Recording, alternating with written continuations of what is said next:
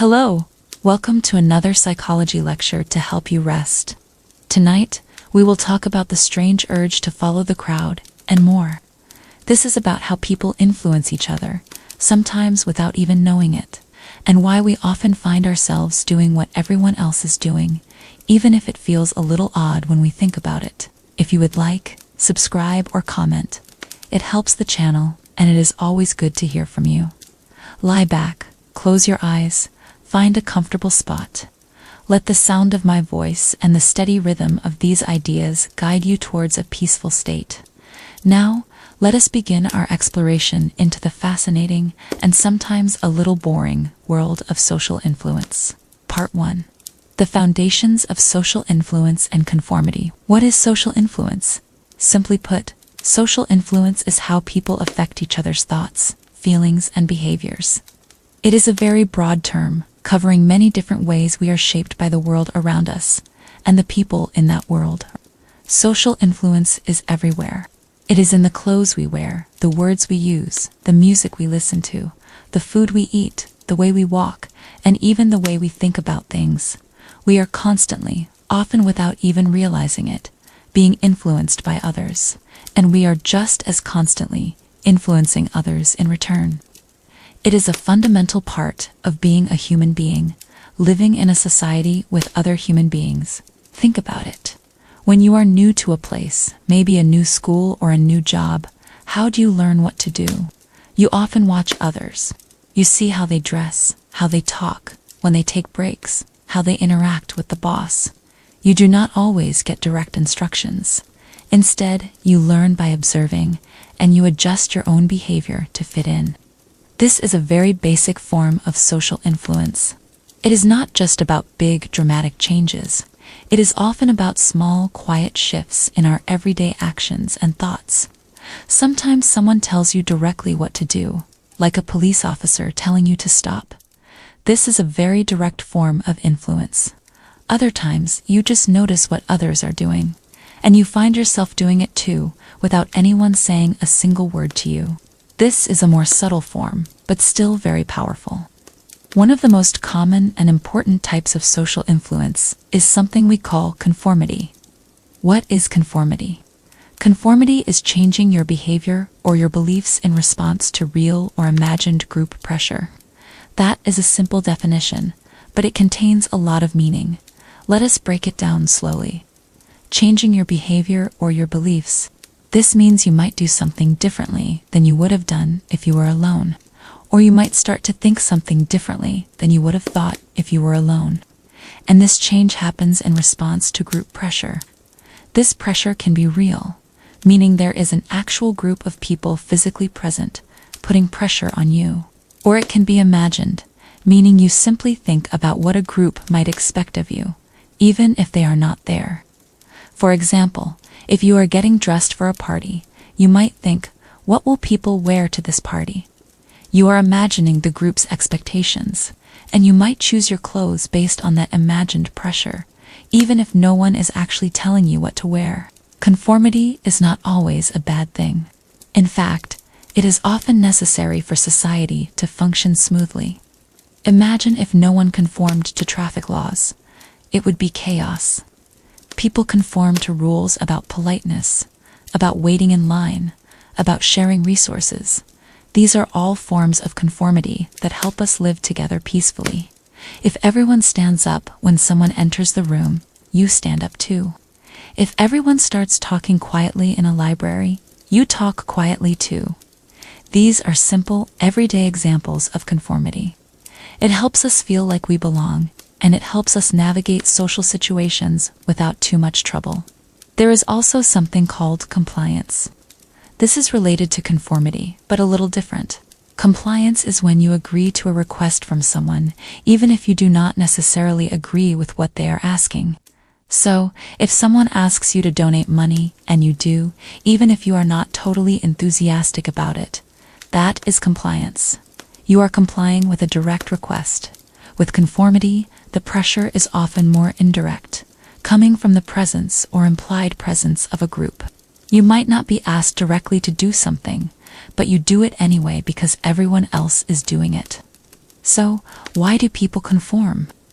Psychologists have identified two main reasons why people follow the crowd.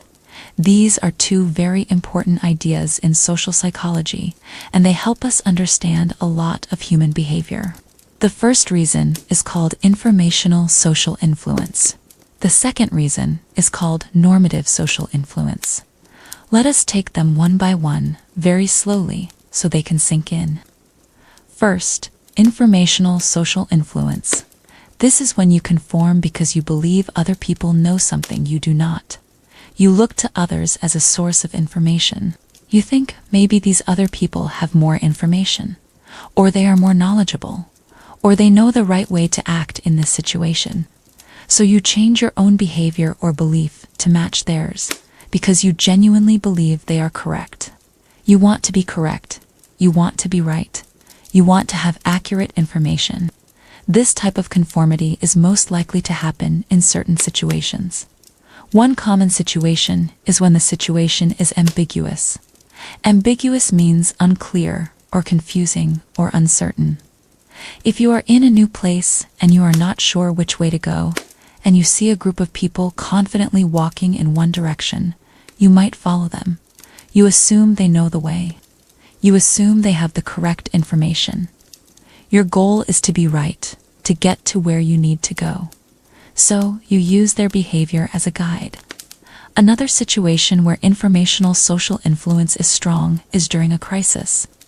In an emergency, people are often panicked and unsure what to do. They look around frantically for cues. If one person starts running in a certain direction, others might follow, assuming that person knows where safety is or where the danger is. There is not much time to think things through, so you rely on what others are doing. A third situation is when others are experts. If you are in a doctor's office and a doctor tells you to do something, you are likely to do it because you see them as an expert. You trust their knowledge. This is a form of informational influence. Or if you are trying to fix something broken and someone who works with these things all the time tells you the correct way to do it, you will likely believe them and follow their advice. Let us imagine a very simple example of informational social influence. Imagine you are at a new restaurant. You have never been there before. You are looking at the menu and you are not sure what to order. You look around and you see that almost everyone else is ordering the same dish. It looks like a popular one. You might think, if so many people are ordering that, it must be good. They probably know what the best thing here is. So, you order that dish too, not because someone told you to, but because you used the crowd's behavior as information to make your own decision. You wanted to make the correct choice, and you thought they had the information to help you do that. Now, let us move to the second main reason for conformity: normative social influence. This is different from informational social influence. Normative social influence is when you conform because you want to be liked or accepted by the group. You want to fit in, you want to avoid rejection, you want to avoid standing out, you want to avoid looking foolish or strange.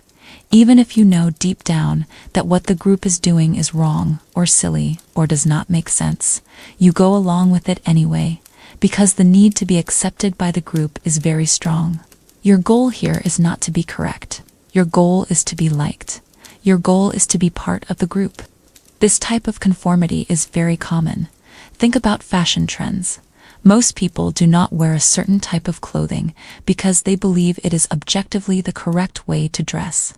They wear it because it is popular, because their friends wear it, because they want to fit in with a certain group. They might not even like the style that much, but they wear it to avoid being the odd one out. This is normative social influence at play. Or imagine a group of friends who all like a certain type of music that you do not really enjoy. When you are with them, they start talking about this music, and you might nod along, pretend to like it, or even say something positive about it, just to go along with the group. You do not want to be the one person who says, "Actually, I think this music is terrible." You want to be accepted by your friends. You want to maintain harmony in the group. You want to be liked. This is normative social influence.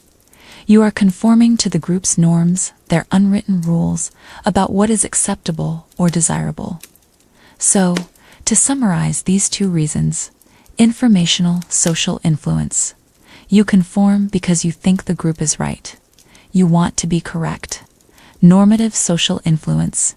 You conform because you want the group to like you. You want to fit in. Now, let us look at some classic psychology experiments that brilliantly illustrate these two types of conformity. These studies are famous because they showed just how powerful these influences can be, often in surprising ways. First, let us talk about Musifer Sheriff's study on the autokinetic effect. This study is a perfect example of informational social influence. The study was conducted in the 1930s, a long time ago, but its findings are still very important for understanding human behavior. Sharif wanted to study how social norms, or shared ways of behaving, develop in groups. He used a very clever trick involving something called the autokinetic effect. What is the autokinetic effect? It is a perceptual illusion. Imagine you are in a completely dark room. There are no lights on at all, just pure darkness. In this very dark room, a tiny stationary point of light is shown. It is just a little dot of light, because there are no other reference points in the room. No furniture, no walls you can see, nothing else to compare it to. Your brain sometimes plays a trick on you. The stationary light appears to move. It looks like it is drifting or jiggling around. It is not actually moving.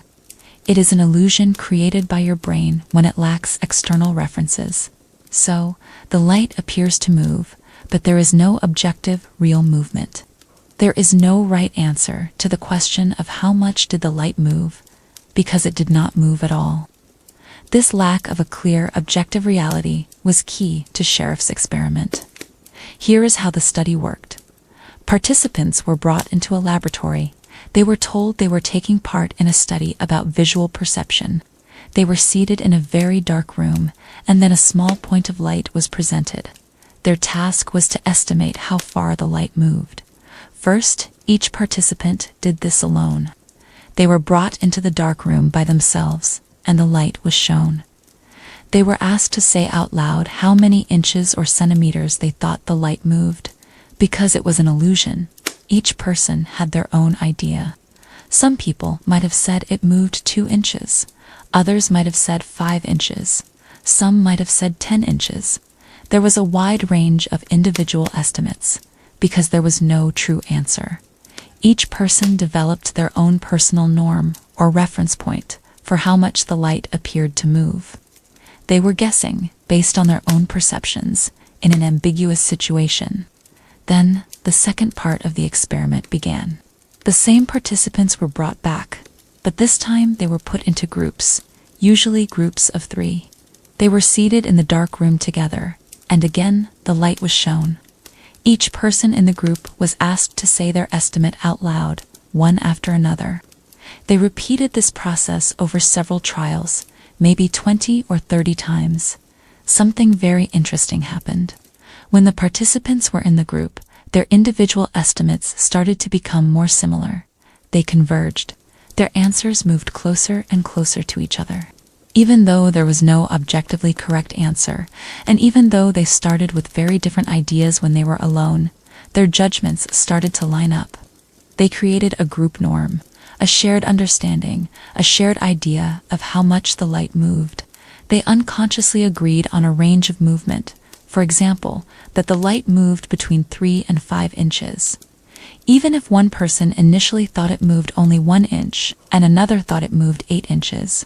The really fascinating part came after the group sessions. Sharif then brought the participants back individually, a day later, and asked them again to estimate the light's movement while alone in the dark room. What do you think happened? Their estimates still reflected the group's norm. They had genuinely changed their minds. They had adopted the group's view, and this change persisted even when they were no longer with the group. They now believed that the group's answer was the correct one.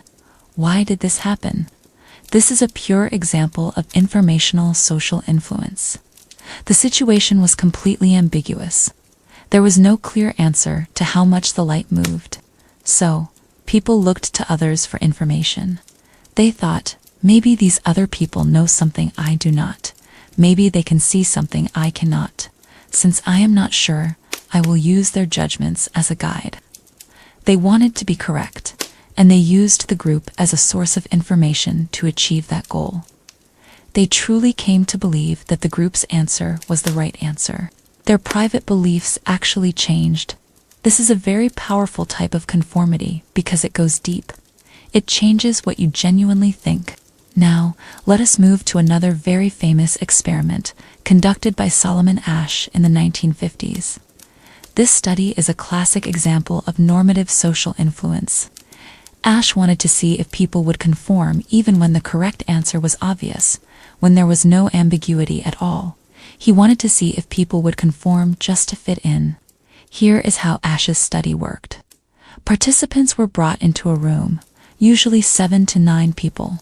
They were told they were taking part in a visual perception test. They were shown to cards.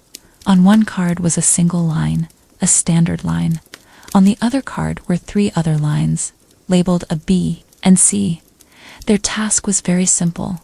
Say which of the 3 lines on the second card was the same length as the single line on the first card. The answer was always very obvious. It was not a trick of the eyes like Sheriff's study. It was clear which line matched.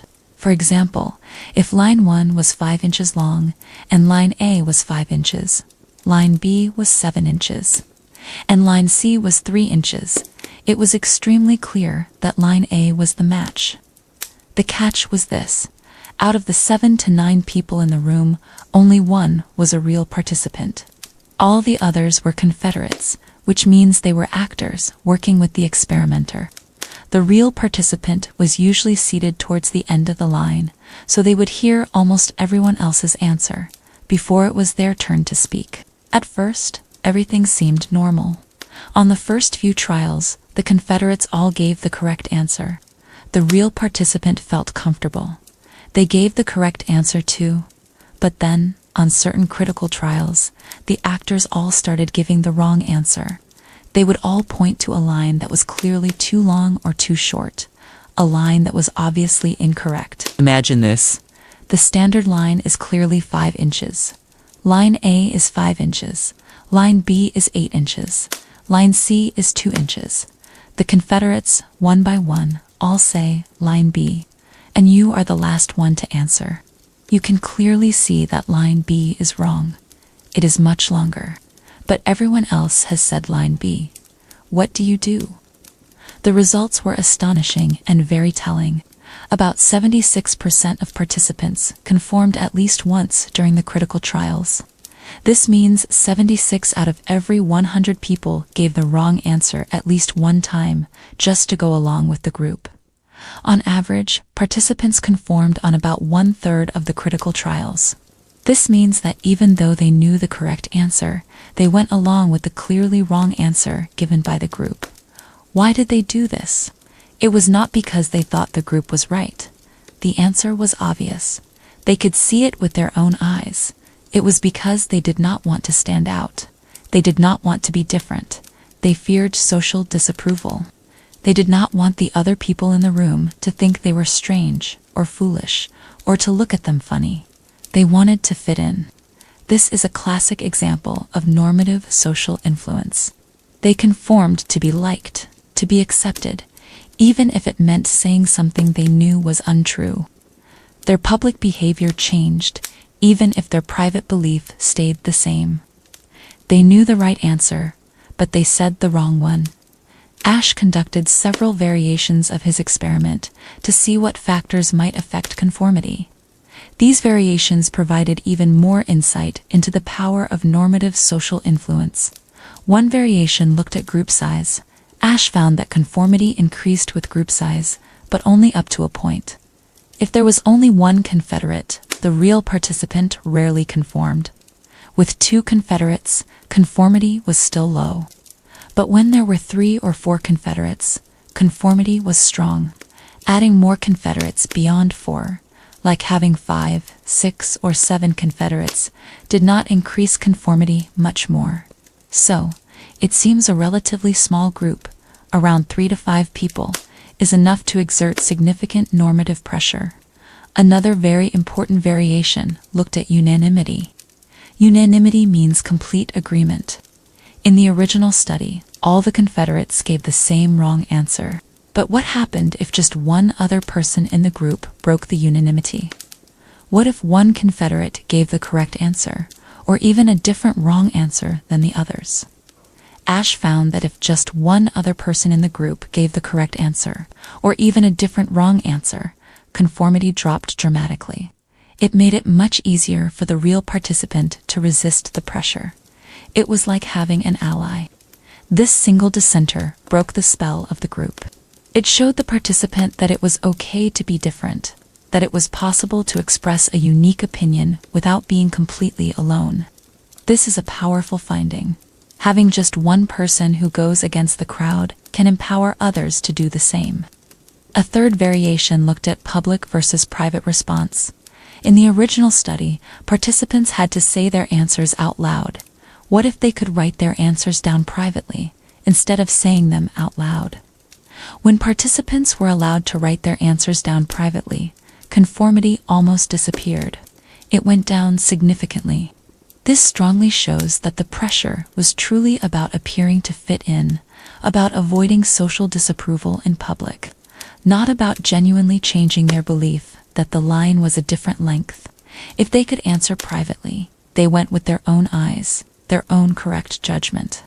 This reinforces the idea that it was normative social influence at play.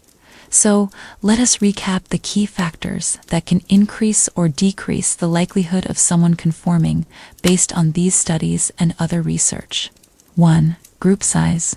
As we saw with Ash, a group of 3 to 5 people is often enough to exert significant pressure. Beyond that, the increase in conformity is not as large. 2. Unanimity. If the group is completely unanimous, meaning everyone agrees, the pressure to conform is much stronger. If there is even one dissenter, one person who breaks the unanimous opinion, it significantly reduces the pressure to conform. This is a very powerful finding for understanding how we can resist conformity. 3. Cohesion. This refers to how much a group means to you, or how much you are attracted to the group. If the group is very important to you, if you feel a strong sense of belonging, you are more likely to conform to its norms.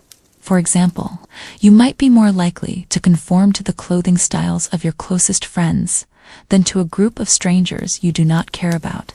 For status, the perceived status of the group members can also play a role.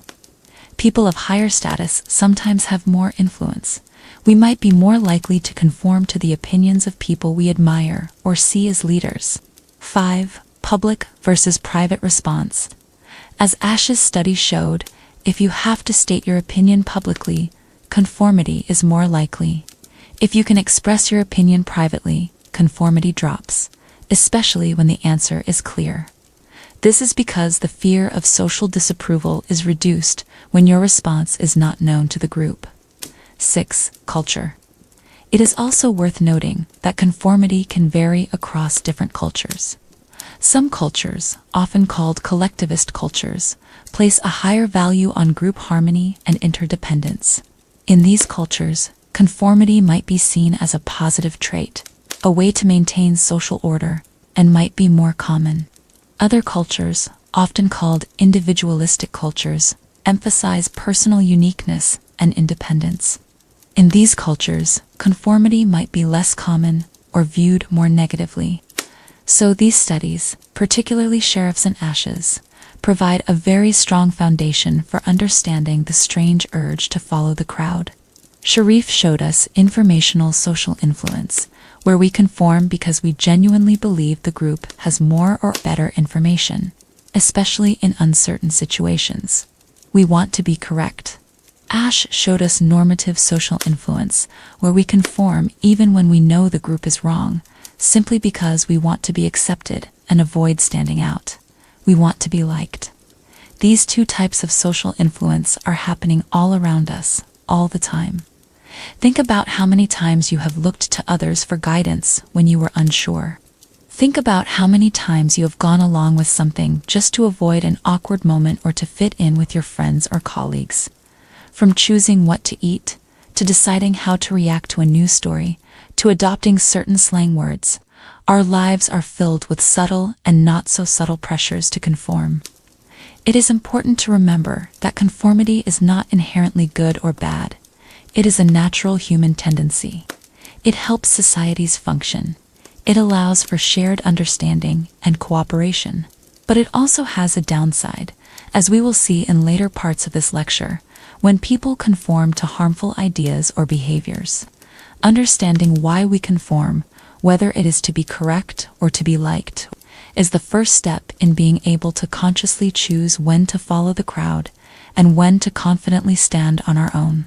This basic understanding of social influence and conformity is a bedrock of social psychology. It helps us explain why fads spread, why certain behaviors become popular, why group opinions can become so powerful. It also helps us understand the silent forces that shape our daily lives, often without us even noticing them. The urge to follow the crowd, whether for information or acceptance, is a deep-seated part of the human experience. It is often strange, sometimes boring, but always present. We have talked about how people are influenced by others and by groups. We defined social influence as how people affect each other's thoughts, feelings, and behaviors. We defined conformity as changing one's behavior or beliefs in response to real or imagined group pressure. We also briefly touched on compliance as agreeing to a direct request.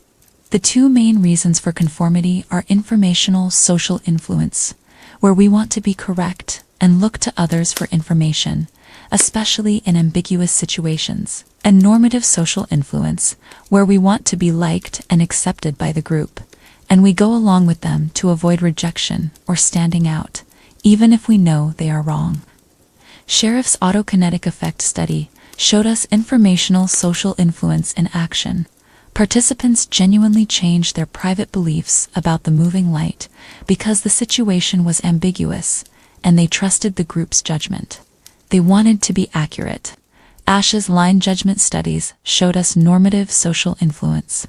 Participants conformed by giving the wrong answer, even when the correct answer was obvious, because they did not want to stand out or face the disapproval of the group. They wanted to fit in. We also discussed how group size, unanimity, cohesion, status, and whether responses are public or private can all affect how much a person conforms. This is a lot of information, but it is all connected. It is all about the fundamental human tendency to be influenced by the people around us.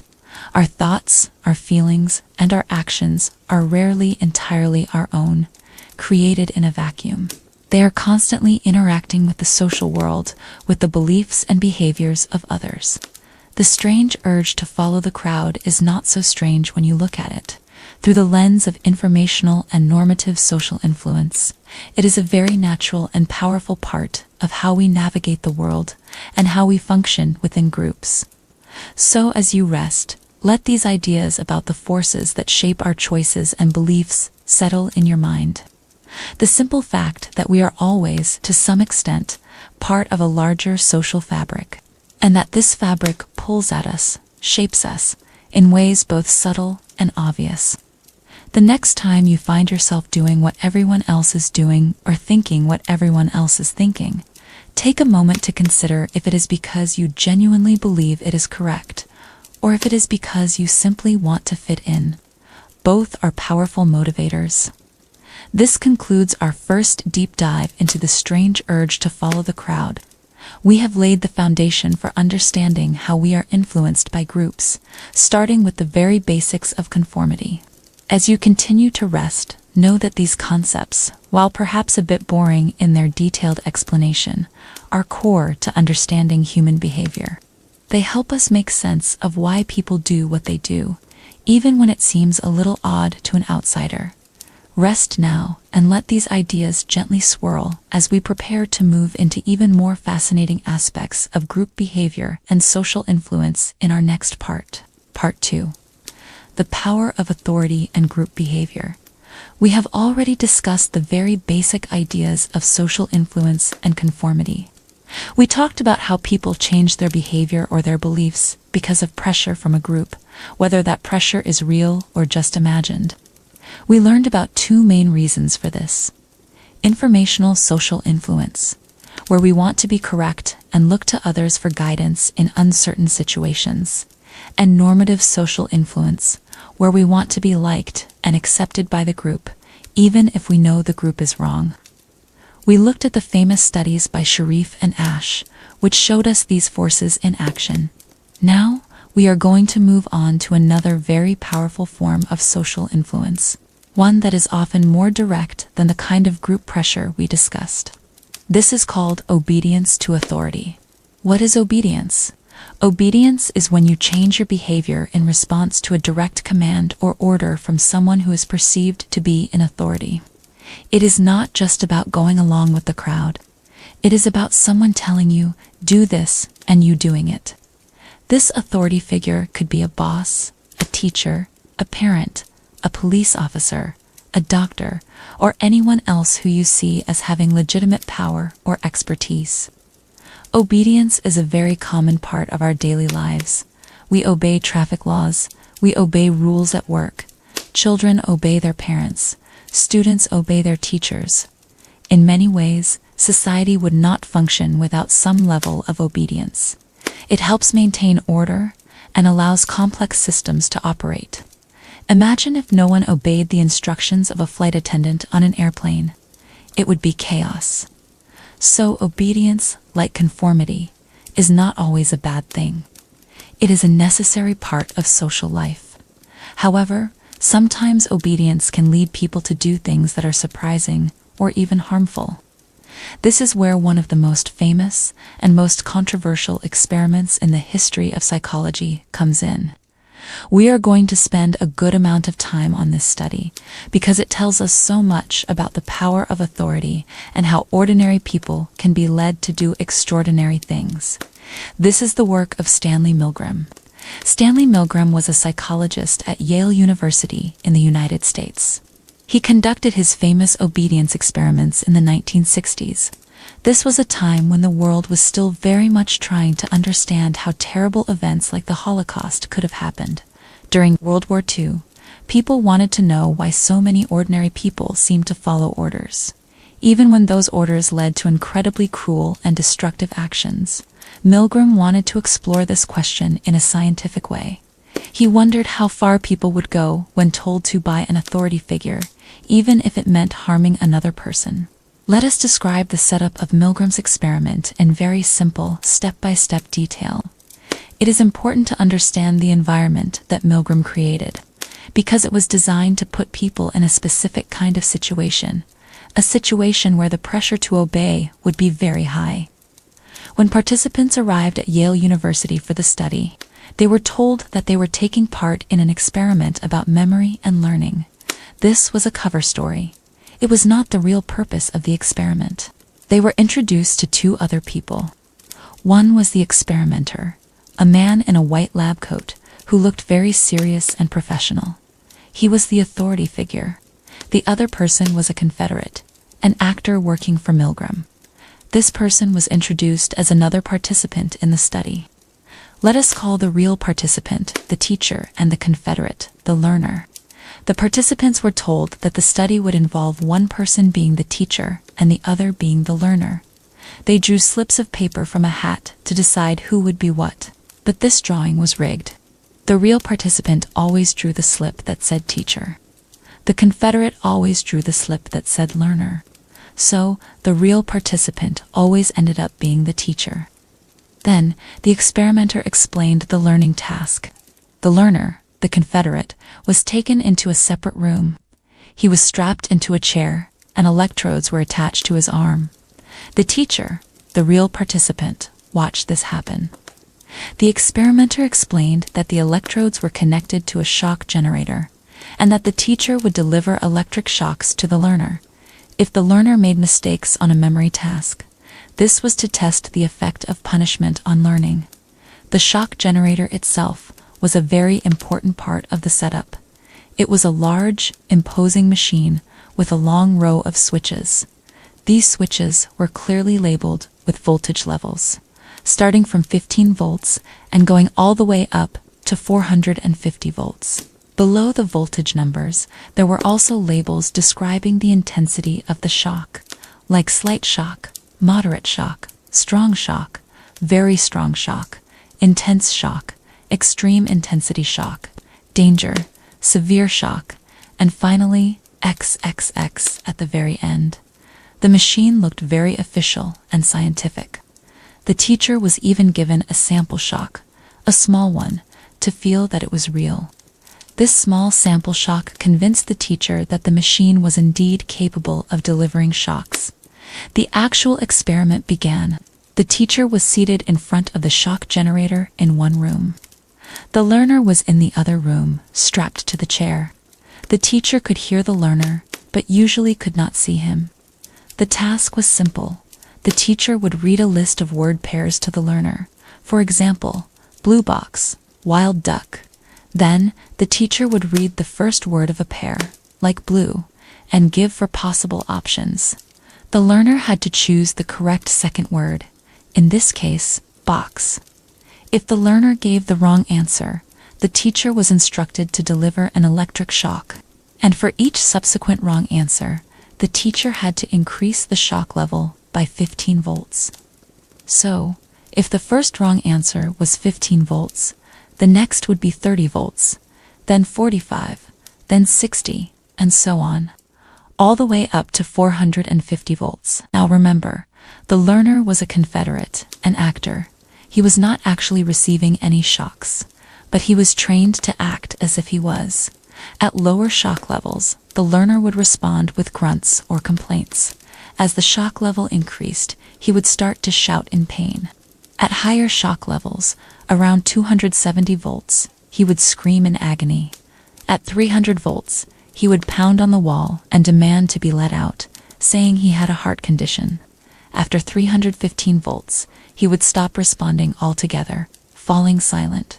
This silence was very unsettling. It made the teacher think that the learner might be seriously injured or even unconscious.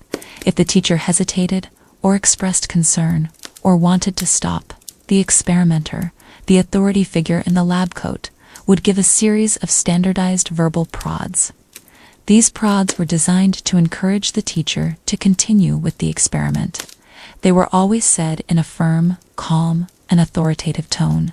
The first prod was, "Please continue."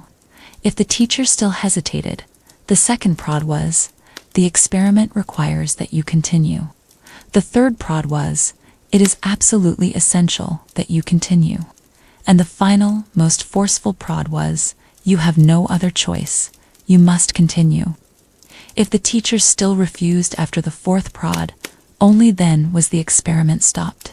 Before the experiment, Milgram asked many different groups of people, including psychiatrists, college students, and ordinary adults, to predict how many participants would go all the way to the maximum 450-volt shock. Almost everyone, every group he asked, predicted that very few people, maybe 1 in 1,000, or perhaps only deeply disturbed, evil people, would go to the maximum shock level.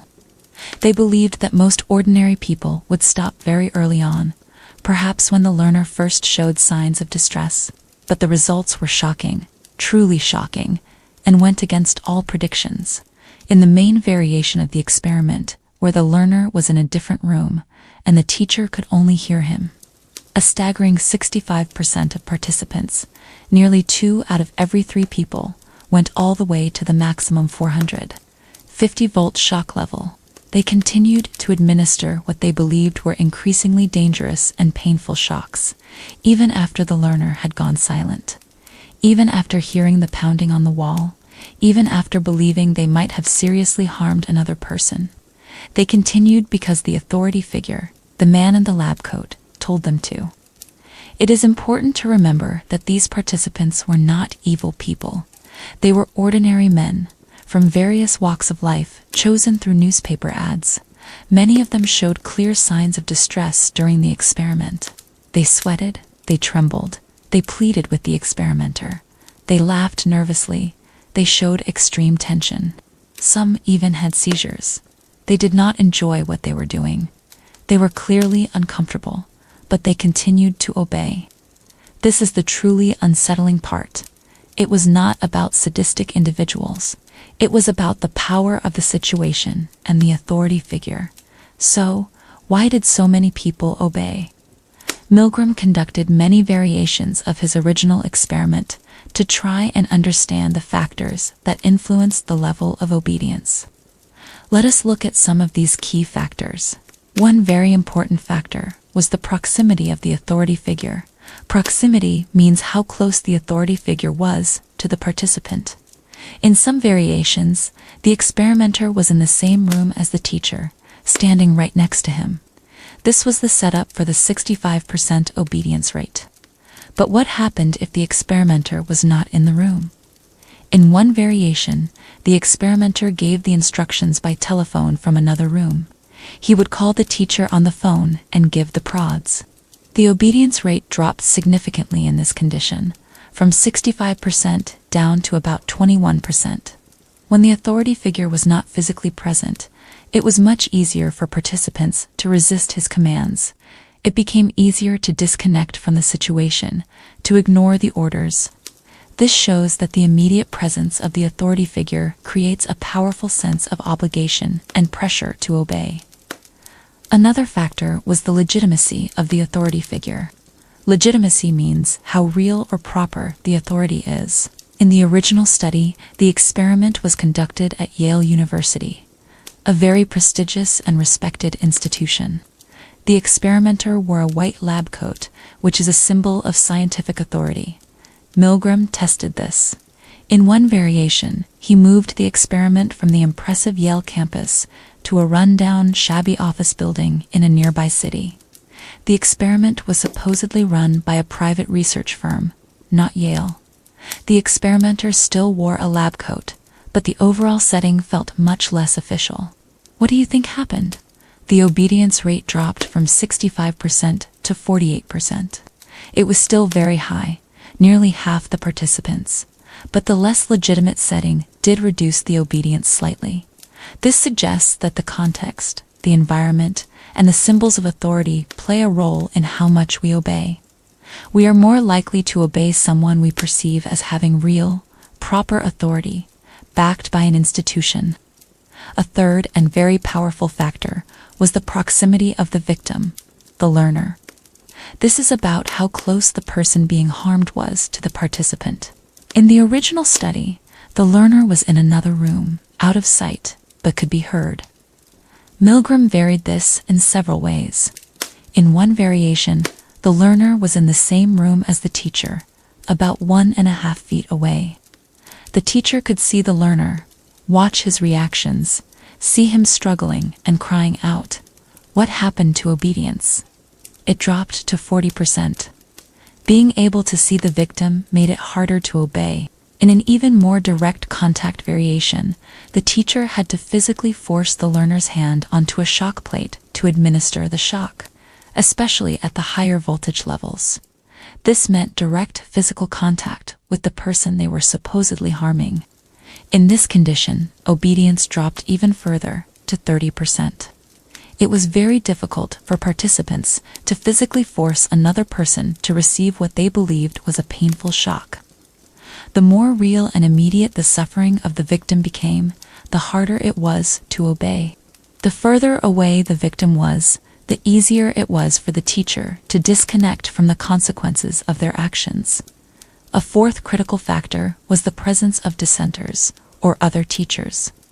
Remember how in Ash's conformity study, just one other person disagreeing with the group made it much easier for the real participant to stand up.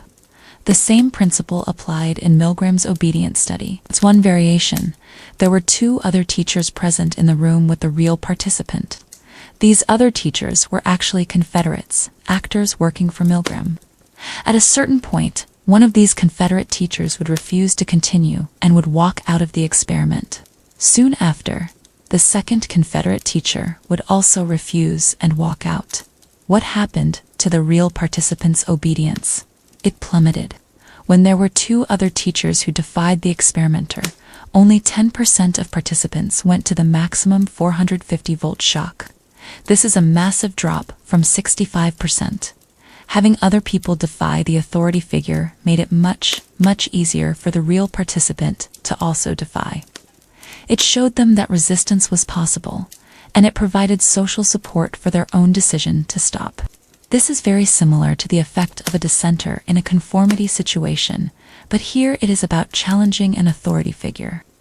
Other factors that likely contributed to the high obedience rates in Milgram's study include the gradual increase in shock levels. The shocks started small, at 15 volts. It is easy to give a 15-volt shock. Then, it only went up by 15 volts at a time. It is much harder to stop once you have already given many shocks and committed to the process. Each small step makes the next step seem less extreme than if you had to jump from 0 to a very high shock instantly. It is a slow, gradual commitment to the process, the diffusion of responsibility. Many participants asked, who is responsible if something happens to the learner? The experimenter would always respond, I am responsible. This made the teachers feel less personally responsible for the harm they might be causing. They felt like they were just following orders, and the authority figure was taking all the blame. When people do not feel personally responsible, they are more likely to obey harmful commands. The novelty of the situation. Most people had never been in a situation like this before. They did not have a clear script for how to behave. The perceived legitimacy of science. The experiment was presented as a scientific study at a reputable university. People generally trust science and scientists. Milgram's obedience experiments generated enormous controversy, both at the time and continuing to this day. The main ethical concerns were about the psychological distress caused to the participants and the deception involved. Participants believed they were actually harming another person, and many experienced significant anxiety and tension. They were also deceived about the true purpose of the study. However, Milgram argued that the insights gained were very valuable for understanding human behavior and historical events. After the experiment, all participants were thoroughly debriefed. This means they were told the true nature of the experiment, that the learner was an actor, and that no one was actually harmed. They were also reassured that their behavior was normal and explained why they behaved the way they did. Milgram even showed them that the learner was fine. Many participants later said they were glad they participated, even if it was a difficult experience, because they learned something important about themselves and human nature. The Milgram study remains a powerful reminder of how easily ordinary people can be swayed by authority and situational pressures. So, we have gone from conformity, which is about group pressure, to obedience, which is about direct commands from an authority figure. These are both very strong forms of social influence. Now, let us broaden our discussion to other common ways that groups affect individual behavior. These effects are often less dramatic than Milgram's study, but they are still very common in our daily lives. We will look at social facilitation, social loafing, and de-individuation. Let us start with social facilitation. What is social facilitation? In very simple terms, social facilitation is the tendency for people to perform better on simple or well-learned tasks when other people are present. The mere presence of others can sometimes improve our performance. This means the others do not have to be doing anything to you or even interacting with you. They just need to be there, watching you, or just coexisting with you. Think about a simple example. If you are a very experienced cyclist and you are riding your bike, you might find that you cycle faster when there are other cyclists around you, even if you are not directly racing them. Or if you are really good at playing a musical instrument, you might play even better when there is an audience watching you. Or imagine a skilled worker doing a simple, repetitive task, like sorting objects. They might work faster and more accurately if there are other people in the room, compared to working alone. This concept was first observed a long time ago, in the late 1800s. A psychologist named Norman Triplett noticed that bicycle racers performed better when they raced against others or when they were simply paced by other riders, compared to when they were racing alone against the clock. He then did a simple experiment where children reeled in fishing line. He found they reeled it in faster when others were present. This was one of the very first social psychology experiments. Why does social facilitation happen? The most accepted explanation involves something called arousal.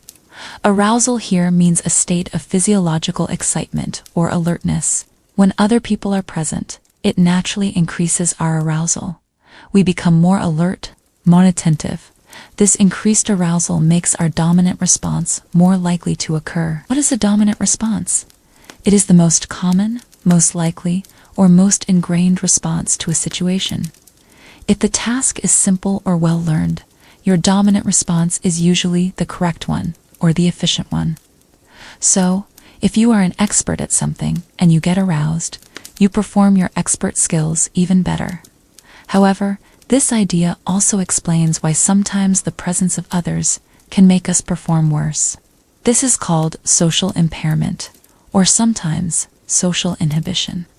Social impairment is the tendency for people to perform worse on complex or new tasks when others are present. Let us go back to the idea of dominant response.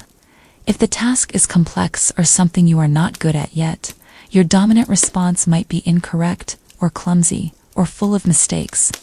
When arousal increases, as it does when others are present, it makes this incorrect or clumsy dominant response even more likely.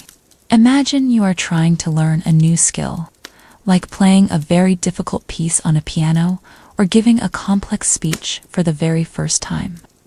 If you try to do this in front of an audience, you might become very nervous. This nervousness is a form of arousal, and because the task is new and difficult, your dominant response might be to make mistakes, to stumble, to forget lines. The increased arousal makes these mistakes even more likely.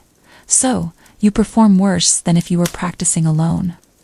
So, the rule of thumb for social facilitation and impairment is this. If the task is simple, easy, or well learned, the presence of others will likely improve your performance. If the task is complex, difficult, or new, the presence of others will likely harm your performance. It is a simple but powerful idea. The mere presence of others changes our internal state. And this changed internal state affects our ability to perform, depending on the nature of the task. It is not about people actively cheering you on or judging you. It is just about their being there, activating you, making you more alert. Now, let us move on to another way groups affect individuals. Social loafing. This is almost the opposite of social facilitation in a way. Social loafing is the tendency for individuals to exert less effort when working as part of a group toward a common goal than when they are individually accountable. In very simple terms, it means people sometimes get lazy when they are working in a group because they feel like their individual effort will not be noticed or is not as important. The classic example of social loafing comes from studies involving things like pulling a rope or shouting. Imagine a group of people pulling on a rope in a tug-of-war.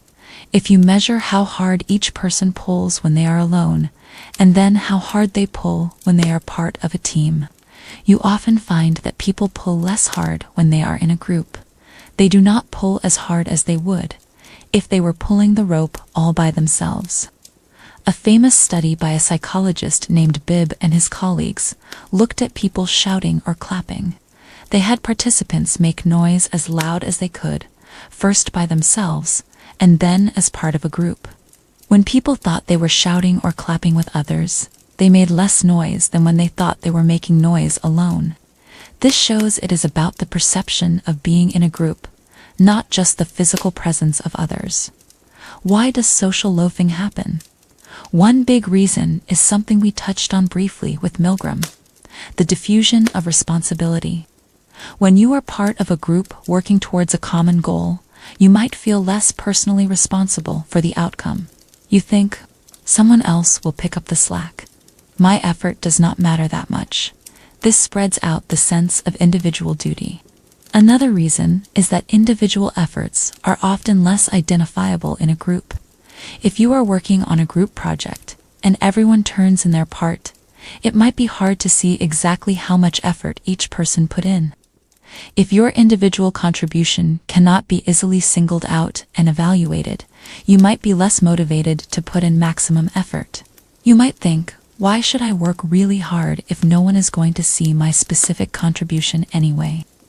So, social loafing is about a decrease in individual effort when working in a group, especially when individual contributions are not easily seen or rewarded. This is common in group projects at school or work.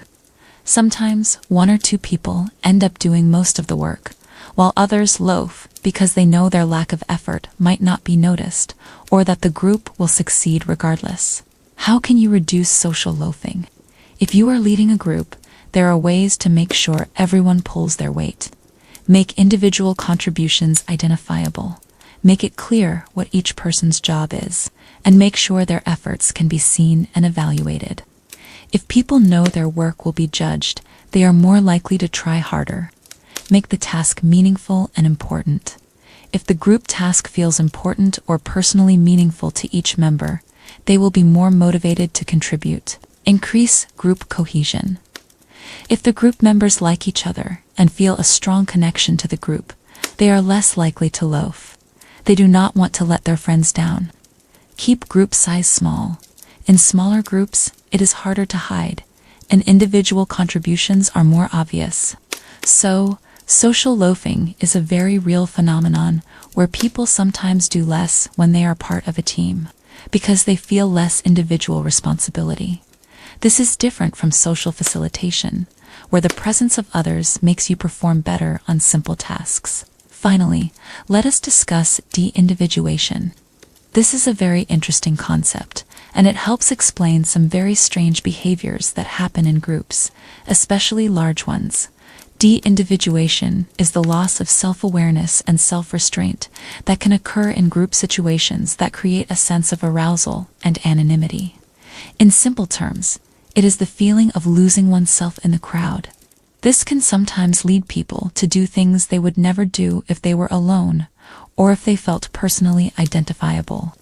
Think about situations where this might happen. Large crowds are a common place for de-individuation. Imagine being at a large concert, or a sporting event, or a political rally. You might feel a sense of excitement, a kind of energy in the crowd. You might chant or sing or cheer along with everyone else. You might even do things you would normally find a little embarrassing, like dancing wildly or shouting at the top of your lungs. When you are part of a huge crowd, you feel anonymous. No one knows who you are. You are just one face among many. This anonymity can make you feel less personally accountable for your actions. What are the conditions that promote de-individuation? Anonymity. This is a big one. When people feel anonymous, they feel less personally identifiable.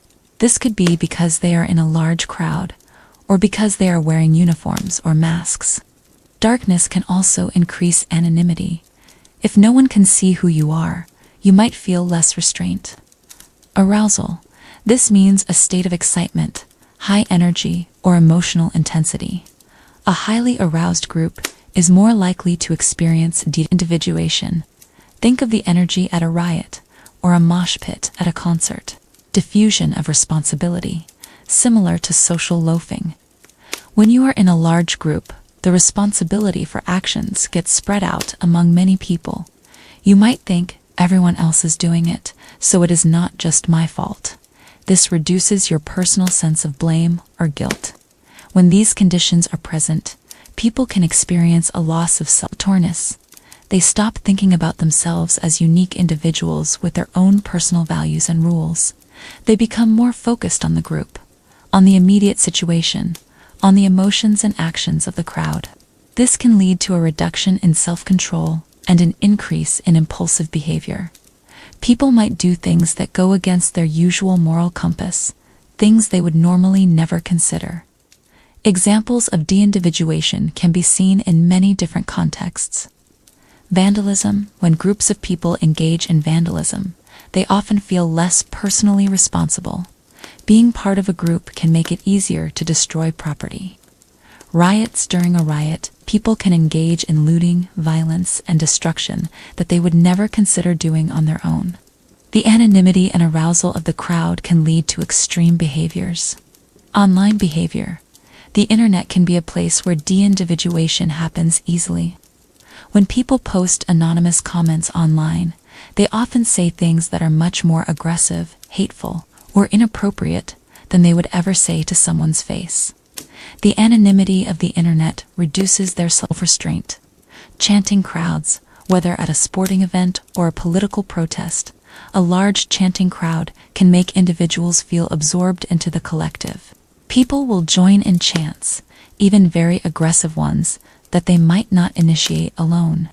The famous Stanford prison experiment, though controversial and complex, offers some insights into de-individuation and the power of roles. In that study, ordinary college students were assigned to be either prisoners or guards in a mock prison setting. The guards, who wore uniforms and sunglasses, and the prisoners, who wore gowns and were referred to by number, quickly lost their individual identities and adopted their roles to an extreme degree. The guards became abusive, and the prisoners became passive and distressed. This highlights how powerful a situation can be in stripping away individual identity and leading people to act in ways they normally would not. The uniforms and the lack of names contributed to de-individuation. So, in summary, de-individuation is when you feel like you lose yourself in a group, often a large, excited, or anonymous group. This loss of personal identity and self-awareness can lead to a decrease in self-control and an increase in impulsive, sometimes extreme behaviors that you would not engage in as an individual. It is another example of how the presence of others and the conditions of a group can profoundly change how we think and act. We have covered a lot in this part. We started with obedience to authority, which is a very direct form of social influence, where individuals follow direct commands.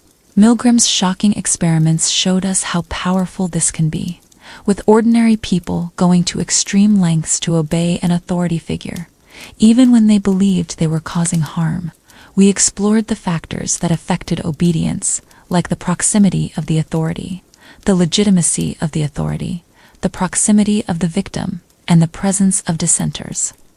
The main takeaway is that situational factors can be incredibly powerful in determining behavior, often more so than we might expect.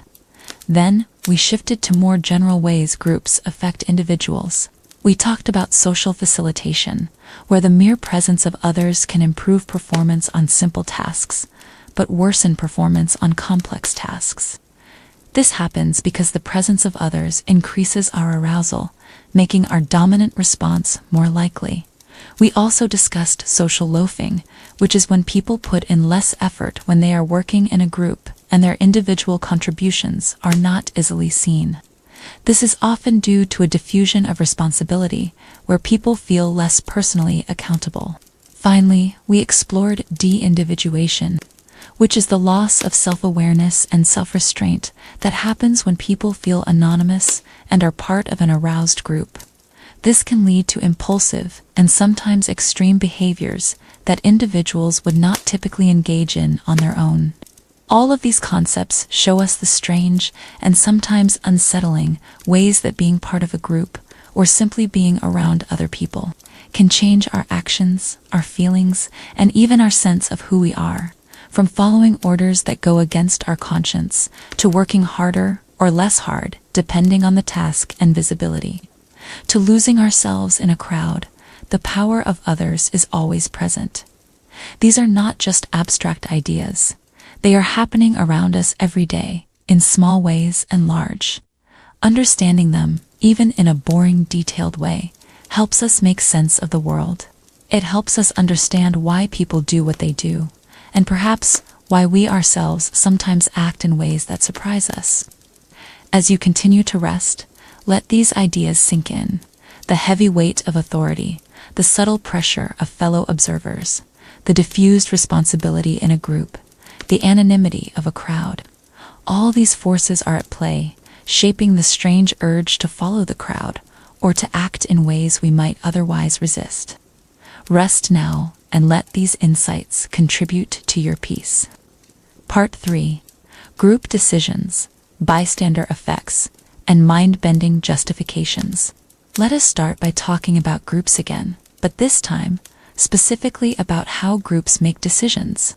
You might think that a group with more brains and more information would always make better decisions than a single person. You would think that more people thinking about a problem would lead to a smarter, more balanced outcome, but often that is not the case. Sometimes groups make really bad decisions, even when the people in the group are smart and well-meaning. This happens because of a phenomenon called groupthink. What is groupthink? Groupthink is a way of thinking that happens when a group's desire for harmony, for everyone to agree and get along, becomes so strong that it overrides a realistic look at all the different ideas and solutions. It is like the group gets so focused on keeping the peace and having everyone agree that they stop thinking critically. They stop really looking at all the facts, all the downsides, all the possible problems with a decision. They just want to reach a consensus, meaning everyone agrees, even if that consensus is wrong or foolish. The word think is in there, but it is not really good thinking. It is a kind of faulty thinking that happens in groups. Imagine a group of friends trying to decide where to go for dinner. One person suggests a new restaurant that sounds a bit risky. Maybe it is far away, or the food sounds unusual. But everyone else quickly nods and says, "Yeah, that sounds great." No one wants to be the one person to say, "Actually, I heard the service there is terrible," or "I am not really in the mood for that kind of food." Because everyone wants to be agreeable. Everyone wants to keep the peace, and everyone wants to feel like they are part of a unified group. They all go along with the first idea, even if deep down some of them have doubts. They do not explore other options. They do not discuss the problems. They just agree. This is a simple, everyday example of groupthink. Groupthink is most likely to happen under certain conditions. Psychologists have identified a few key ingredients that make groupthink more likely to occur. First, a group with very high cohesion. Cohesion means how much the members of a group like each other and feel a strong sense of belonging to the group. If the group is very close-knit, if everyone is good friends, they might be more afraid of upsetting each other or damaging the group's harmony by disagreeing. They value their friendship and their group feelings so much that they will avoid conflict, even if it means making a bad decision. They do not want to rock the boat. Second, when the group is isolated from outside opinions. If a group only talks among themselves and does not bring in new ideas or different points of view from outside experts or people with different experiences, they are more likely to fall into groupthink. They only hear what they want to hear, or what confirms their existing ideas. There is no one to challenge their thinking. Third, when there is a strong directive leader. If the leader of the group makes it very clear what decision they want to make, or if they shut down dissent, then group members are less likely to speak up with opposing views. They might feel like it is not worth it, or that their opinion will not be valued. A leader who is too strong or too opinionated can unintentionally encourage groupthink by making people afraid to disagree. Fourth, when the group is under high stress. If the group is facing a big deadline, or a major threat, or a difficult situation, they might feel pressured to make a decision quickly. This pressure can make them rush to an agreement without fully thinking through all the options. They just want to get to a decision, any decision, to relieve the stress. They do not want to spend time debating and arguing, which might slow things down.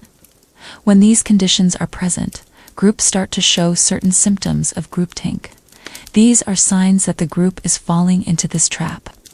One symptom is an illusion of invulnerability. This means the group feels overly optimistic and believes they cannot fail. They think they are special, unbeatable, and immune to problems. They might take extreme risks because they genuinely believe that nothing bad can happen to them or their plan. They think, we are so smart, we are so strong, nothing can go wrong. They ignore warning signs. Another symptom is collective rationalization. This means the group members explain away any doubts or challenges to their decisions. If someone raises a concern, the group quickly finds reasons why that concern is not valid. They rationalize their choices, meaning they create logical-sounding explanations for decisions that might not actually be logical. They might say, "Oh, that person just does not understand," or "that problem will never happen to us." A third symptom is a belief in the inherent morality of the group. The group members believe they are doing the right thing, morally speaking. They feel that their cause is just and good, and they ignore the ethical consequences of their decisions. They might think, because we are good people, our actions must be good, even if those actions might harm others. They do not stop to think about the moral implications of what they are doing. Next, stereotyped views of outgroups. This means the group sees anyone outside their group, especially those who disagree with them, as weak, stupid, or evil. They simplify and dehumanize the other side. This makes it easier to ignore their concerns or to justify actions against them. If you see others as completely wrong or bad, you do not have to listen to their point of view. Then there is direct pressure on dissenters. If someone in the group tries to disagree or express doubts, the group puts direct pressure on them to conform. They might make fun of them, ignore them, or even threaten them. They make it very uncomfortable to have a different opinion. This makes people less likely to speak up. This leads to the next symptom, self-censorship. Because of the pressure, individual members of the group start to censor themselves. They hold back their own doubts and differing opinions. They might think everyone else agrees, so maybe I am wrong, or I do not want to cause trouble. They suppress their own thoughts to maintain group harmony. They bite their tongue. Because of self-censorship, the group often develops an illusion of unanimity. This means the group believes that everyone agrees completely, even when they do not. Because no one is speaking up, it looks like everyone is on the same page. This false sense of total agreement reinforces the decision and makes it harder for anyone to later say they disagreed. If you do not hear any different opinions, you assume everyone thinks the same. Finally, there are guards. These are members of the group who protect the group from information that might contradict the group's decision. They act like filters, keeping out any facts or opinions that might upset the group's harmony or challenge their chosen path. They might hide certain reports, or make sure certain people are not invited to meetings, or dismiss information as unreliable. They are guarding the mind of the group. When a group shows many of these symptoms, they are likely to make very poor decisions. They do not consider all the alternatives, they do not weigh the risks, they do not have a backup plan, and they do not reevaluate their decision even when things start to go wrong. So, how can we avoid groupthink? There are several simple strategies that can help groups make better decisions and avoid this trap. First, the leader should encourage dissent. The leader should actively ask for different opinions, even unpopular ones. They should make it clear that disagreement is welcome and valued, not something to be avoided. They should not state their own preference too early in the discussion. Second, bring in outside opinions. Do not isolate the group. Invite experts or people with different viewpoints to share their ideas. This brings in fresh perspectives and challenges the group's assumptions. Third, assign a devil's advocate. This is a person whose job it is to argue against the group's main idea, to find flaws, to point out problems, even if they do not personally believe in those arguments. Their role is to challenge the group's thinking. This is a very effective way to make sure alternatives are considered. Fourth, divide the group into smaller subgroups. If the group is large, break it into smaller teams to discuss the problem independently. Then, bring the subgroups back together to share their different conclusions. This helps generate more diverse ideas before a single decision is made. Fifth, hold a second chance meeting. After a decision has been made, have another meeting where group members are specifically encouraged to express any lingering doubts or concerns. This gives people a chance to speak up if they felt pressured or censored earlier. Understanding groupthink is very important, not just for big political decisions, but for any group where people need to make choices together. It explains why smart people, working together, can sometimes make very silly or even dangerous choices. It is a reminder that human desire for harmony can sometimes get in the way of critical thinking. Now, let us shift gears a bit, but stay with the idea of how groups affect our behavior, especially when it comes to helping others. We are going to talk about something called the bystander effect. This is another strange urge, or rather, a strange lack of urge, that happens when others are around. What is the bystander effect? The bystander effect is a social psychology phenomenon where individuals are less likely to offer help to a victim when other people are present. In very simple terms, the more people who are around when someone needs help, the less likely any single person is to actually step forward and help. This can seem very strange. You would think that more people would mean more help, but often it means the opposite.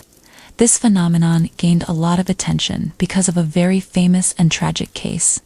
This was the murder of Kitty Genovese in New York City in the 1960s.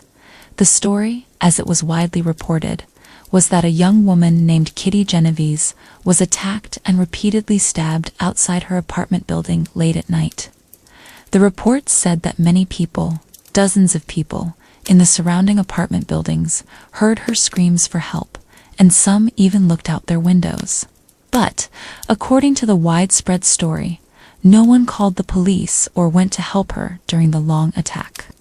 She was eventually killed, while later investigations showed that the initial news reports might have exaggerated the number of witnesses and the length of time. People watched without acting. The basic idea of many people witnessing an event and not helping deeply disturbed the public and sparked a lot of research by psychologists like Bibb and John Darley. They wanted to understand why people would not help in an emergency if others were present. They found two main psychological reasons for the bystander effect: diffusion of responsibility and pluralistic ignorance. Let us start with diffusion of responsibility. This is the first and perhaps most important reason. When there are many people present during an emergency, each individual bystander feels less personal responsibility to take action. They might think, someone else will surely call the police, or someone else will help, or it is not just my job, there are other people here too. The responsibility for helping is spread out, or diffused, among all the bystanders. If you are the only person witnessing an emergency, you feel all the responsibility yourself. You know if you do not act, no one will. But if there are many people, that feeling of individual responsibility gets diluted. It is like everyone is waiting for someone else to act, and as a result, no one acts. Imagine a person tripping and falling on a busy sidewalk. If only one other person is nearby, that person is very likely to stop and help. But if there are 20 people nearby, all walking past, each one might think, someone else will help them up. I am busy, I am late. And so, the person on the ground might not get help as quickly. The responsibility to help is diffused among the 20 people, so no one feels it strongly enough to act. Now, let us talk about the second reason: pluralistic ignorance. This is a bit more complex, but very common. Pluralistic ignorance happens when people privately reject a group, norm, or belief, but mistakenly believe that everyone else in the group accepts it. In the context of an emergency, it means that, in an ambiguous situation, people look to others to see how they are reacting. If no one else seems concerned, you might assume that nothing is wrong, even if you feel a personal twinge of concern. You think, maybe it is not a real emergency. Everyone else seems calm, so I should be calm too. You use the apparent lack of reaction from others as information that the situation is not an emergency. Imagine you are in a waiting room and you smell smoke. It is a bit faint, and you are not entirely sure if it is just something burning outside or a real fire inside. You look around at the other people in the waiting room. If everyone else seems calm and is just reading their magazines, you might think, well, if they are not reacting, it must not be a real fire. I must be overreacting. You are experiencing pluralistic ignorance. You are ignoring your own internal alarm bells because you are using the inaction of others as a cue that everything is okay. But the other people in the room might be doing the exact same thing. They might also smell smoke, feel a little worried, but then look at your calm face and think, oh, that person is not reacting, so it must be fine. And so everyone remains inactive, falsely believing that everyone else is genuinely calm, when in reality, everyone is just privately uncertain and looking to others for guidance. This is a powerful, dangerous cycle. Another example of pluralistic ignorance might be if you are in a lecture and the speaker says something that you completely do not understand. You feel confused, but you look around and no one else seems to be raising their hand or looking puzzled. You might then think, everyone else must understand this. I do not want to look stupid by asking a question. So you stay silent, mistakenly believing that you are the only one who is confused, when in fact many other people might also be confused, but are also too afraid to speak up because they are looking at your silence. So pluralistic ignorance is about misinterpreting the inaction of others. You think they are calm because there is no emergency, when in fact they are also uncertain and looking to you for cues. How do these two ideas, diffusion of responsibility and pluralistic ignorance, work together to create the bystander effect? In an emergency, when many people are present, you might first experience pluralistic ignorance. You see others doing nothing, so you assume the situation is not an emergency, or not as serious as it first seemed. If you do eventually decide it is an emergency, then diffusion of responsibility kicks in. You think, well, there are so many other people here, surely one of them will call for help or intervene. So, both factors contribute to the tragic outcome where no one helps. Knowing about the bystander effect is important. If you ever find yourself in a situation where someone needs help, and others are around, it is crucial to understand that others might not act. You can fight the bystander effect by taking direct action. Be the first one to step up. Do not wait for others. Designating someone. If you are the one who needs help, or if you are observing, point to a specific person and tell them what to do. For example, you in the red shirt, call 911. This eliminates diffusion of responsibility and makes that person feel personally accountable, clearly defining the emergency. If you are a victim or observing, make it clear that it is an emergency and that you need help. Shout, I need help, or this is an emergency. This helps overcome pluralistic ignorance by providing a clear signal that the situation is indeed serious. The bystander effect is a powerful reminder that our behavior is deeply affected by the social context, by the presence and reactions of others, even in life or death situations. It is a strange, uncomfortable truth about human group behavior. Now, let us move to something a little different, but still very much about how our minds work to make sense of our actions and beliefs. This is one of the most famous and widely researched ideas in social psychology, and it is called cognitive dissonance. What is cognitive dissonance? In simple terms, cognitive dissonance is the uncomfortable feeling we get when our actions do not match our beliefs, or when we hold two conflicting beliefs at the same time. Cognitive refers to thoughts, beliefs, or attitudes. Dissonance means a lack of harmony or agreement. So, it is a mental discomfort that arises when our thoughts are out of tune with each other, or when our actions clash with what we believe to be true or right. This uncomfortable feeling, this dissonance, is like a psychological tension. It is unpleasant. Because it is unpleasant, we are motivated to reduce it. We want to get rid of that uncomfortable feeling. We want our thoughts and actions to be in harmony, to be consistent. We want to feel like we are sensible and logical. When they are not, our brain tries to find a way to make them consistent again. Let us think of a very common example. Imagine a person who smokes cigarettes. They know intellectually that smoking is very bad for their health. They have seen all the warnings. They have heard the doctors say it causes cancer and heart disease. So, their belief is, smoking is bad for my health. But their action is, I smoke cigarettes every day. These two things, the belief and the action, are in conflict. This creates cognitive dissonance. It is uncomfortable for the smoker to hold the knowledge that they are doing something harmful to themselves. So, how do people reduce this uncomfortable feeling of dissonance? There are generally three main ways. One way is to change the behavior. This is often the most direct way to reduce dissonance, but it can also be the hardest. In our smoking example, the smoker could simply stop smoking.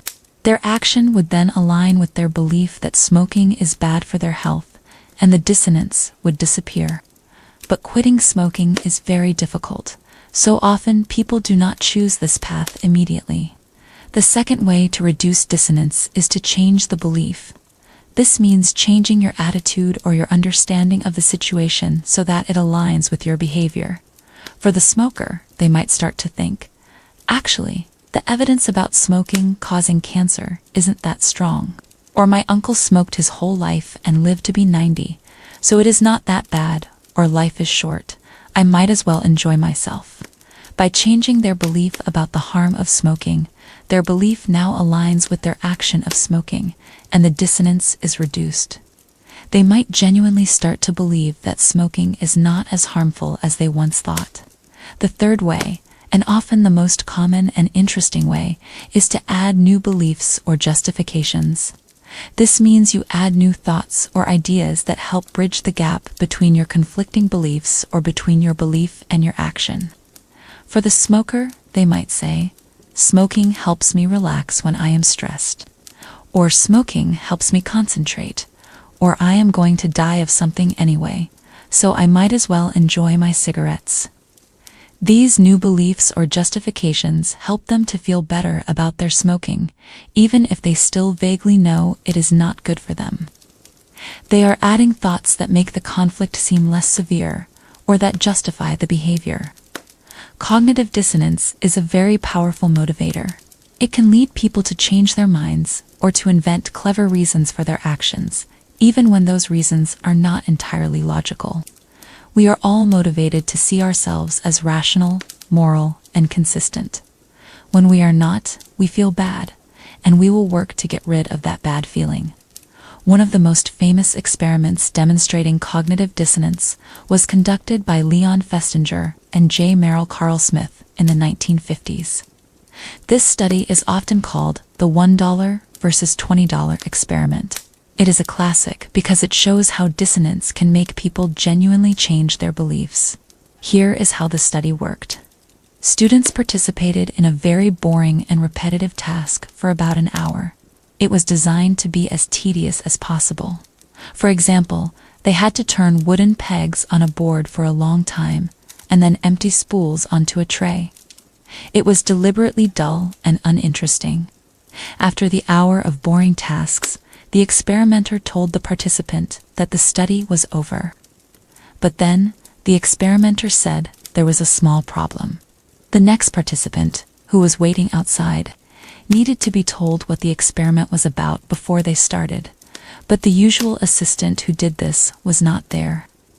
The experimenter then asked the participant if they would be willing to lie to the next participant. They were asked to tell the next participant that the boring task they just completed was actually very interesting and enjoyable. So, they were asked to tell a lie. The key part of the experiment was how much the participants were paid to tell this lie. One group of participants was paid $1 to tell the lie. Another group of participants was paid $20 to tell the lie.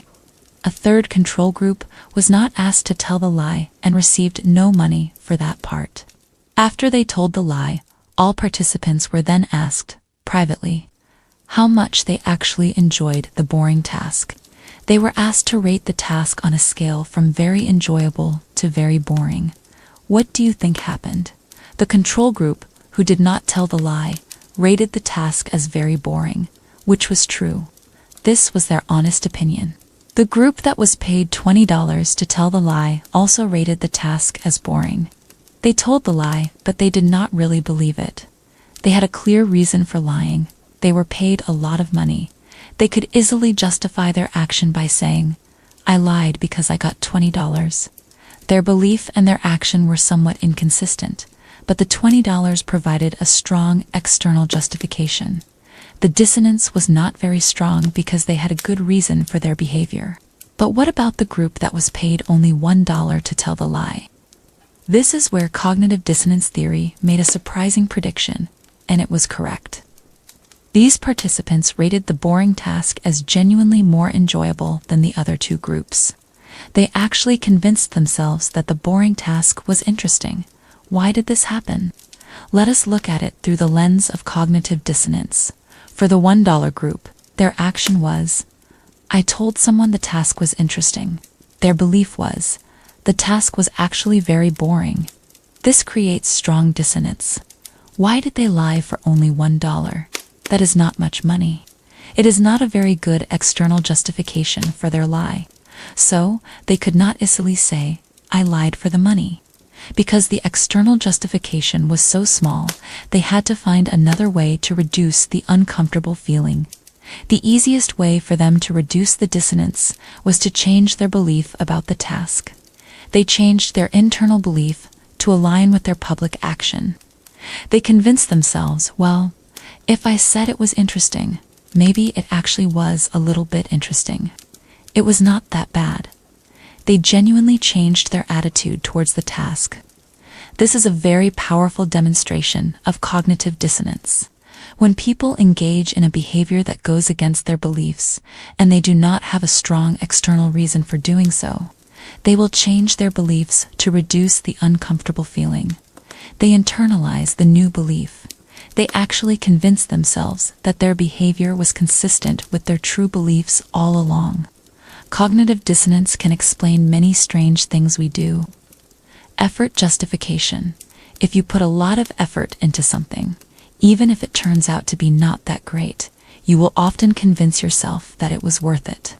For example, if you go through a very difficult initiation ritual to join a club, you will probably rate that club as more valuable and enjoyable than if you joined without much effort.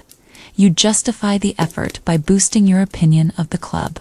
Your effort and the club's perceived value create dissonance, so you change your perceived value to match the effort. Decision making. After you make a difficult decision between two attractive options, you will often enhance the attractiveness of the chosen option and downgrade the attractiveness of the unchosen one. You justify your choice to yourself. If you bought car A, but car B also looked good, you might later think, car A has so many more features, and car B was actually kind of ugly anyway. This makes you feel better about your decision. Cruelty and dehumanization. If you are cruel to someone, it creates dissonance because most people believe they are good, kind people. To reduce this dissonance, you might convince yourself that the person you were cruel to deserved it, or that they are bad people, or even that they are not fully human.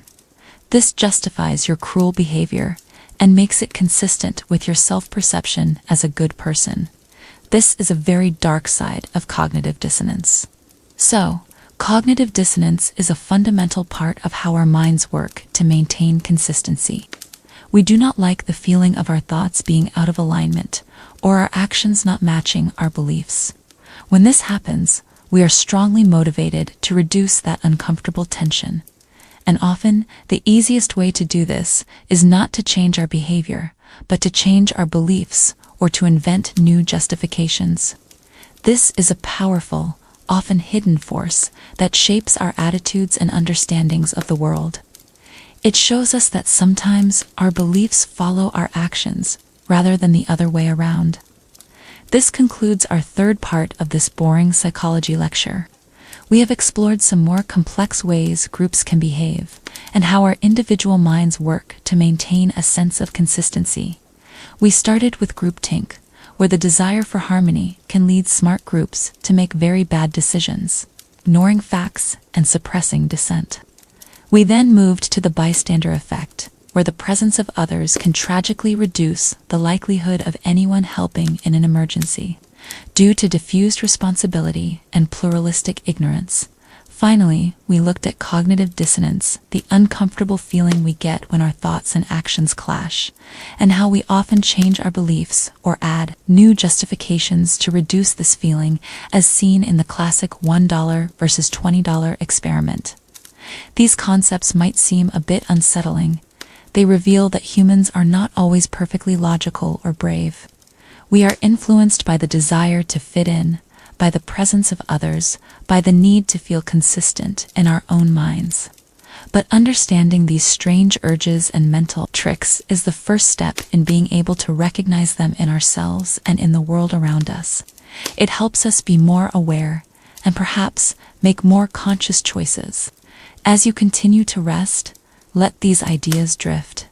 The silent pressure of a group leading to a poor decision, the chilling inaction of bystanders, the subtle ways our own minds rationalize our choices. All of these are part of the complex, often strange, and sometimes boring tapestry of human psychology. Rest Well, Part 4, How We See Others and Explain Their Actions. We are always, every single day, forming impressions of other people. From the moment we meet someone new, our brains start working to figure them out. Who are they? What are they like? Can I trust them? Are they friendly? Are they smart? We do this very quickly, often in just a few seconds. We might not even realize we are doing it, but our minds are constantly gathering information and putting together a picture of the person in front of us. This whole process is what we call social perception. It is how we form impressions and make judgments about others. Why do we do this? Why is our brain so eager to size people up? Well, it is actually a very old and important skill for survival. Knowing who is a friend and who is a foe, who is safe and who is dangerous, who is helpful and who is not. These things have always been important for humans living in groups. If you can quickly figure out if someone is trustworthy, you are more likely to survive and thrive. In modern times, it helps us navigate our social world. It helps us decide who to talk to, who to avoid, who to work with, and who to trust with our feelings. So, what kind of information do we use when we are forming these quick impressions? We use a lot of different cues. One of the most obvious is physical appearance. This is the first thing we often notice about someone: how they dress, their hairstyle, their facial features, their body type. We often make very quick judgments based on these things, even though these judgments can often be wrong. For example, someone who dresses in a very formal way might be seen as serious or professional. Someone with a very bright, colorful outfit might be seen as creative or outgoing. These are quick assumptions we make. Another important cue is nonverbal communication. This means all the ways we communicate without using words. This is a very rich source of information. Facial expressions. Our faces can show a huge range of emotions. A smile usually means friendliness. A frown might mean sadness or anger. We are very good at reading faces, and they give us instant clues about how someone is feeling. Eye contact. The way someone looks at us or avoids looking at us tells us a lot. Maintaining good eye contact often suggests confidence and honesty. Avoiding eye contact might suggest shyness, nervousness, or even dishonesty in some situations. Body language. This includes posture, gestures, and how close someone stands to us. Someone who stands tall and has open arms might be seen as confident and welcoming. Someone who crosses their arms and hunches their shoulders might be seen as closed off or defensive. The way people move their hands when they talk, how they sit, how they walk, all these things contribute to our impression. Tone of voice. It is not just what someone says, but how they say it. The pitch of their voice, how fast they speak, the loudness, the pauses, the emotion in their voice. Someone speaking in a soft, calm tone might be seen as gentle. Someone speaking loudly and quickly might be seen as excited or angry. We often pay more attention to nonverbal cues than to verbal cues, especially if they do not match. If someone says, "I am fine," but their face is frowning and their arms are crossed, we are more likely to believe their body language than their words. This is because nonverbal communication is often harder to fake. When we combine all these cues, we quickly form a first impression. First impressions are incredibly powerful. They are important because they tend to stick. Psychologists talk about something called the primacy effect in impression formation. This means that the information we learn first about a person has a stronger influence on our overall impression than information we learn later. Imagine you meet someone new. They are very friendly and outgoing at first. Your first impression is that they are a friendly and outgoing person. Later, you might see them have a quiet, shy moment. But because your first impression was so strong, you might explain away that shy moment by thinking, "Oh, they must just be tired," or "They are usually so outgoing. This is just an unusual day for them." The initial information shapes how you interpret all the later information. It is harder to change a first impression than it is to form one. This is why things like job interviews or first dates can feel so important. We know that first impression can set the tone for everything that follows. Once we form an impression, whether it is a good one or a bad one, we also tend to engage in something called confirmation bias. This means we tend to look for, interpret, and remember information in a way that confirms our existing beliefs or impressions. If you form a first impression that someone is rude, you might then pay more attention to every little thing they do that seems rude, and you might ignore or forget all the times they were perfectly polite. You are looking for evidence to confirm your initial idea about them. This makes our impressions very resistant to change. So, social perception is this very fast, very active process of taking in cues, putting together a picture of someone, and then often sticking to that picture, even when new information comes along. It is how we make sense of the people around us. Now, let us move from what someone is like to why they do what they do. This is called attribution theory. An attribution in psychology is simply an explanation for a behavior. Whenever we see someone do something, we often try to figure out why they did it. Why was that person yelling? Why did that car suddenly swerve? Why did my friend cancel plans? We are all amateur detectives trying to explain the world around us, especially the actions of other people. Psychologists have found that we usually make two main kinds of attributions. One is an internal attribution. This means we explain someone's behavior by referring to something about them, their personality, their traits, their attitudes, their abilities, their effort. It is something inside the person. For example, if someone is late for a meeting and you make an internal attribution, you might think, they are late because they are a disorganized person, or they are lazy, or they just do not care enough.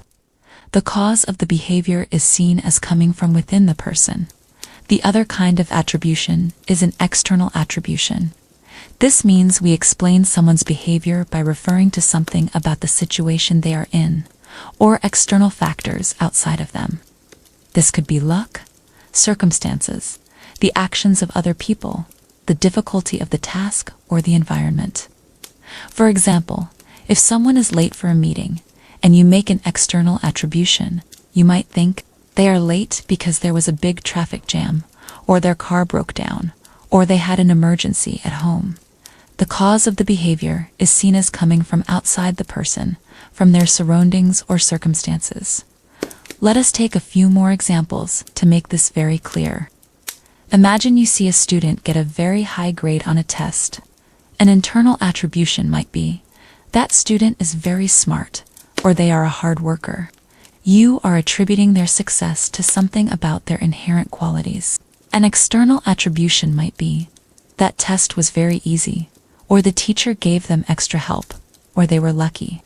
You are attributing their success to factors outside of themselves. Imagine someone cuts you off in traffic. An internal attribution might be, that driver is a rude and aggressive person. You are judging their character. An external attribution might be, that driver must be rushing to the hospital, or they did not see me, or maybe they were avoiding something in the road. You are considering the situation. We make these attributions all the time. They help us understand and predict behavior. If we think someone is late because they are lazy, we might expect them to be late often. If we think they were late because of traffic, we might not expect them to be late again if traffic is clear. These explanations shape our expectations and how we interact with people. Now, here is the strange part. Even though we are constantly trying to figure out why people do what they do, our brains often take mental shortcuts. And these shortcuts can lead to common mistakes or biases in our attributions. These biases are very interesting because they show how our thinking is not always as logical or fair as we might believe.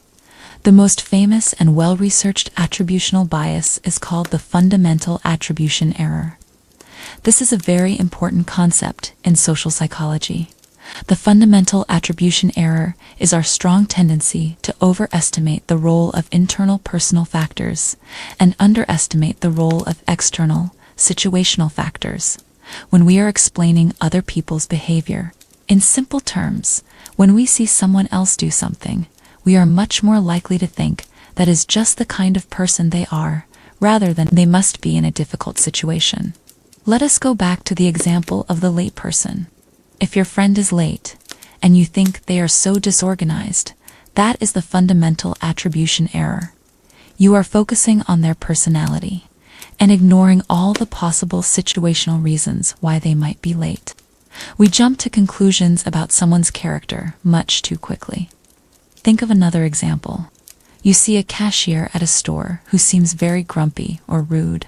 Your immediate thought might be, what a rude person. They must be miserable. That is the fundamental attribution error. You are attributing their grumpiness to their personality. You are not thinking about the possibility that maybe they just had a terrible day, or they are feeling sick, or their boss just yelled at them, or they have been standing for 8 hours straight, or they are dealing with a difficult customer right before you.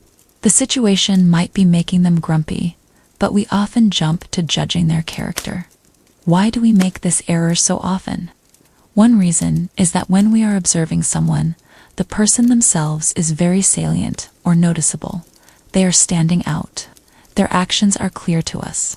But the situation they are in, all the invisible pressures and circumstances, are much harder for us to see or understand. We do not have access to all the information about their life or their immediate situation. So our brains take the easy path and attribute the behavior to the most obvious thing, the person themselves. It is easier to say they are rude than to try and figure out all the complexities of their situation. The fundamental attribution error has big consequences. It can lead to unfair judgments of others. It can lead us to blame victims. It can make us less empathetic. If we always assume people's behavior comes from their personality, we might be less likely to try and help them or understand their struggles. We might think that is just who they are and dismiss them. Now, closely related to the fundamental attribution error is something called the actor-observer bias. This bias explains that we, as actors, tend to attribute our own actions to external, situational factors. But when we are observers, we tend to attribute their actions to internal, personal factors. Let us use the late example again to make this clear. If you are late, what do you usually say? I am so sorry, traffic was terrible, or my alarm did not go off. You know all the details of your situation. But if someone else is late, what do you often think? They are so irresponsible, or they are always disorganized. You are making the fundamental attribution error for them. This is the actor-observer bias. We are kinder to ourselves when explaining our own behavior, especially our failures, but harsher on others. Another example: if you fail an exam, the test was unfair, or I had a lot of stress this week. If your friend fails an exam, they did not study hard enough, or they are not very smart. Why does this bias happen? For ourselves, as the actor, we are very aware of all the situational factors that influenced our behavior. We know about the traffic, our broken alarm, our stressful week. So it makes sense for us to attribute our behavior to these external factors. We are looking out from inside our own situation. But when we observe someone else, we do not have access to all their situational details. Their personality and actions are more prominent to us, so we tend to attribute their behavior to internal factors. We are looking at them from the outside. So, the fundamental attribution error is specifically about how we explain others' behavior. The actor-observer bias is a broader pattern. When we are the actor, we explain things one way, and when they are the actor, we explain things another way. A third common bias is the self-serving bias. This is specifically about how we explain our own successes and failures in a way that protects our self-esteem. The self-serving bias is the tendency to attribute our successes to internal, personal factors and to attribute our failures to external, situational factors. Imagine you ace a presentation at work. Self-serving attribution: I am so smart, or I worked really hard on that. Now imagine you mess up a presentation at work. Self-serving attribution: the projector was broken, or my colleagues did not give me the right information, or I had a bad cold. The self-serving bias is about making ourselves look good and feel good. When things go well, we take credit for it. I got an A because I am smart. When things go badly, we find external excuses. I failed because the teacher made the test too hard. This bias is very common and helps us maintain a positive view of ourselves. It makes us feel more competent and less responsible for our shortcomings. It is a very normal human tendency.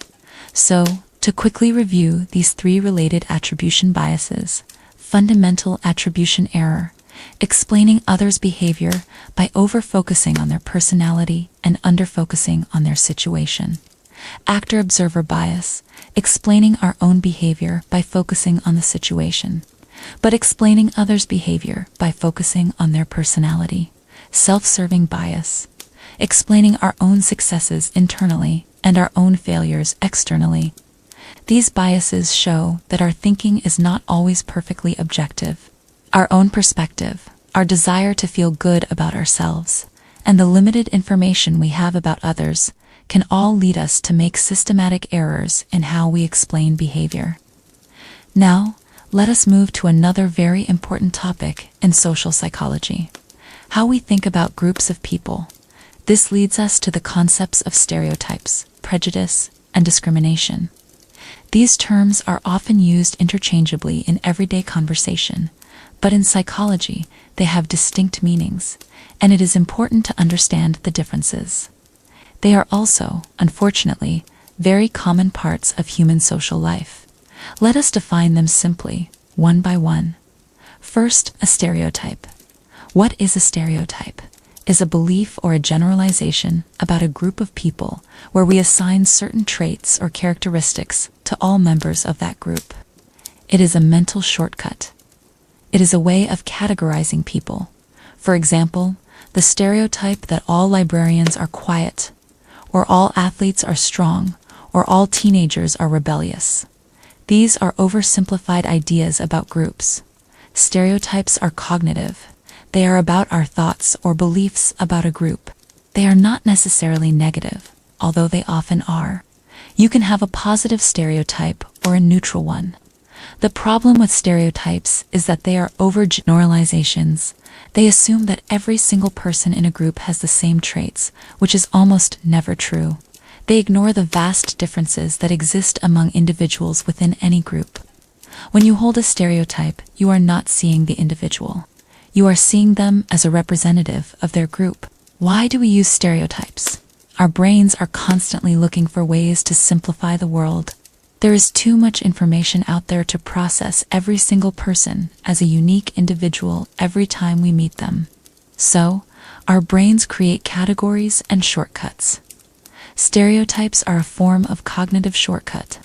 They save us mental energy. Instead of getting to know each person from a group, we just apply our existing stereotype. This is a very efficient, but often inaccurate and unfair way of thinking. They can also be learned from our culture, from our parents, from the media, from our friends. We pick them up without even realizing it. Sometimes, people even form stereotypes through something called illusory correlation, where they notice two unusual things happening together, and falsely believe there is a strong connection between them, even when there isn't. Second, prejudice. What is prejudice? Prejudice is an attitude or a feeling, usually a negative feeling, toward a group of people or an individual member of that group, based solely on their membership in that group. It is a prejudgment, a feeling formed before you actually know the person. It is often based on stereotypes. For example, if you have the stereotype that all teenagers are rebellious, then your prejudice might be a feeling of dislike or suspicion towards all teenagers. Prejudice is an emotional response. It is about how you feel about a group. It can involve feelings of anger, fear, contempt, disgust, or simply dislike. It is usually irrational, meaning it is not based on facts or logical reasons. You might dislike a whole group of people, even if you have never met a single person from that group. Prejudice is about having a negative attitude toward someone just because they belong to a certain category. It is the emotional component of this negative way of thinking about groups. Third, discrimination. What is discrimination? Discrimination is a behavior. It is an unfair or harmful action or treatment directed towards a person or a group of people, specifically because of their membership in a particular group. Discrimination is the act of treating someone differently or poorly based on your prejudice. For example, if your prejudice is a feeling of dislike towards all teenagers, then discrimination would be if you refuse to hire a qualified teenager for a job, or if you refuse to rent an apartment to them, or if you treat them rudely in a store simply because they are a teenager. You are acting on your negative feeling. So, the relationship between these three concepts can be thought of as a chain. Stereotype: all people from group X are lazy. Prejudice: I dislike people from group X because they are lazy. Discrimination: I will not hire anyone from group X for this job. It is important to remember that you can have stereotypes without acting on them with prejudice or discrimination. You can also have prejudice without necessarily acting on it with overt discrimination, though it often leads to it. But discrimination always stems from some form of prejudice or negative stereotype. These concepts are often about in-groups and out-groups. An in-group is the group you belong to, that you identify with. An out-group is any group you do not belong to. We tend to view our in-group more favorably and out-groups less favorably. We tend to see our in-group as diverse and unique individuals, but out-groups as all being the same. This is called out-group homogeneity, the idea that they are all alike. This makes it easier to apply stereotypes to out-groups.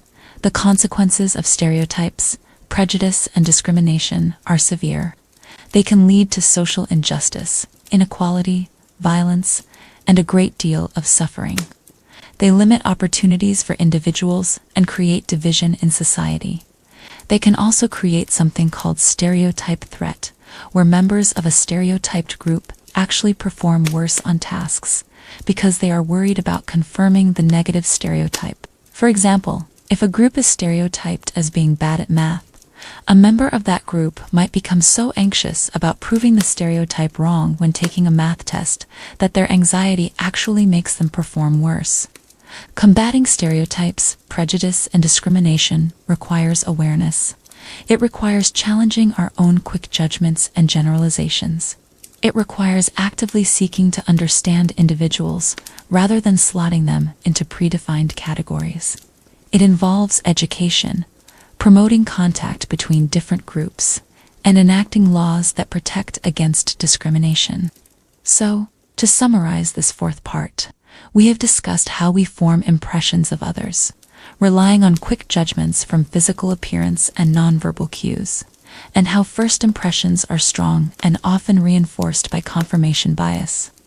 Then, we delved into attribution theory, which is about how we explain behavior, either internally or externally.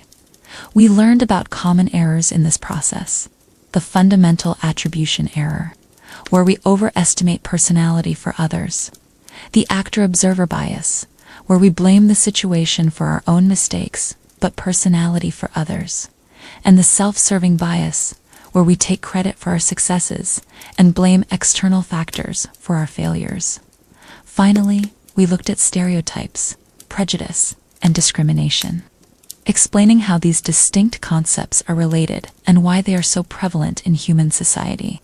All of these topics fall under the broad umbrella of social cognition, how we think about ourselves and others in the social world.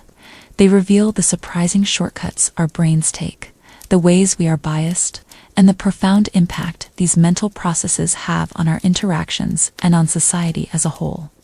It is a reminder that seeing others clearly and explaining their actions fairly is much harder than it seems.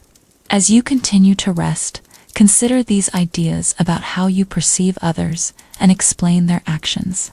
How often do you jump to conclusions about someone's personality without considering their situation?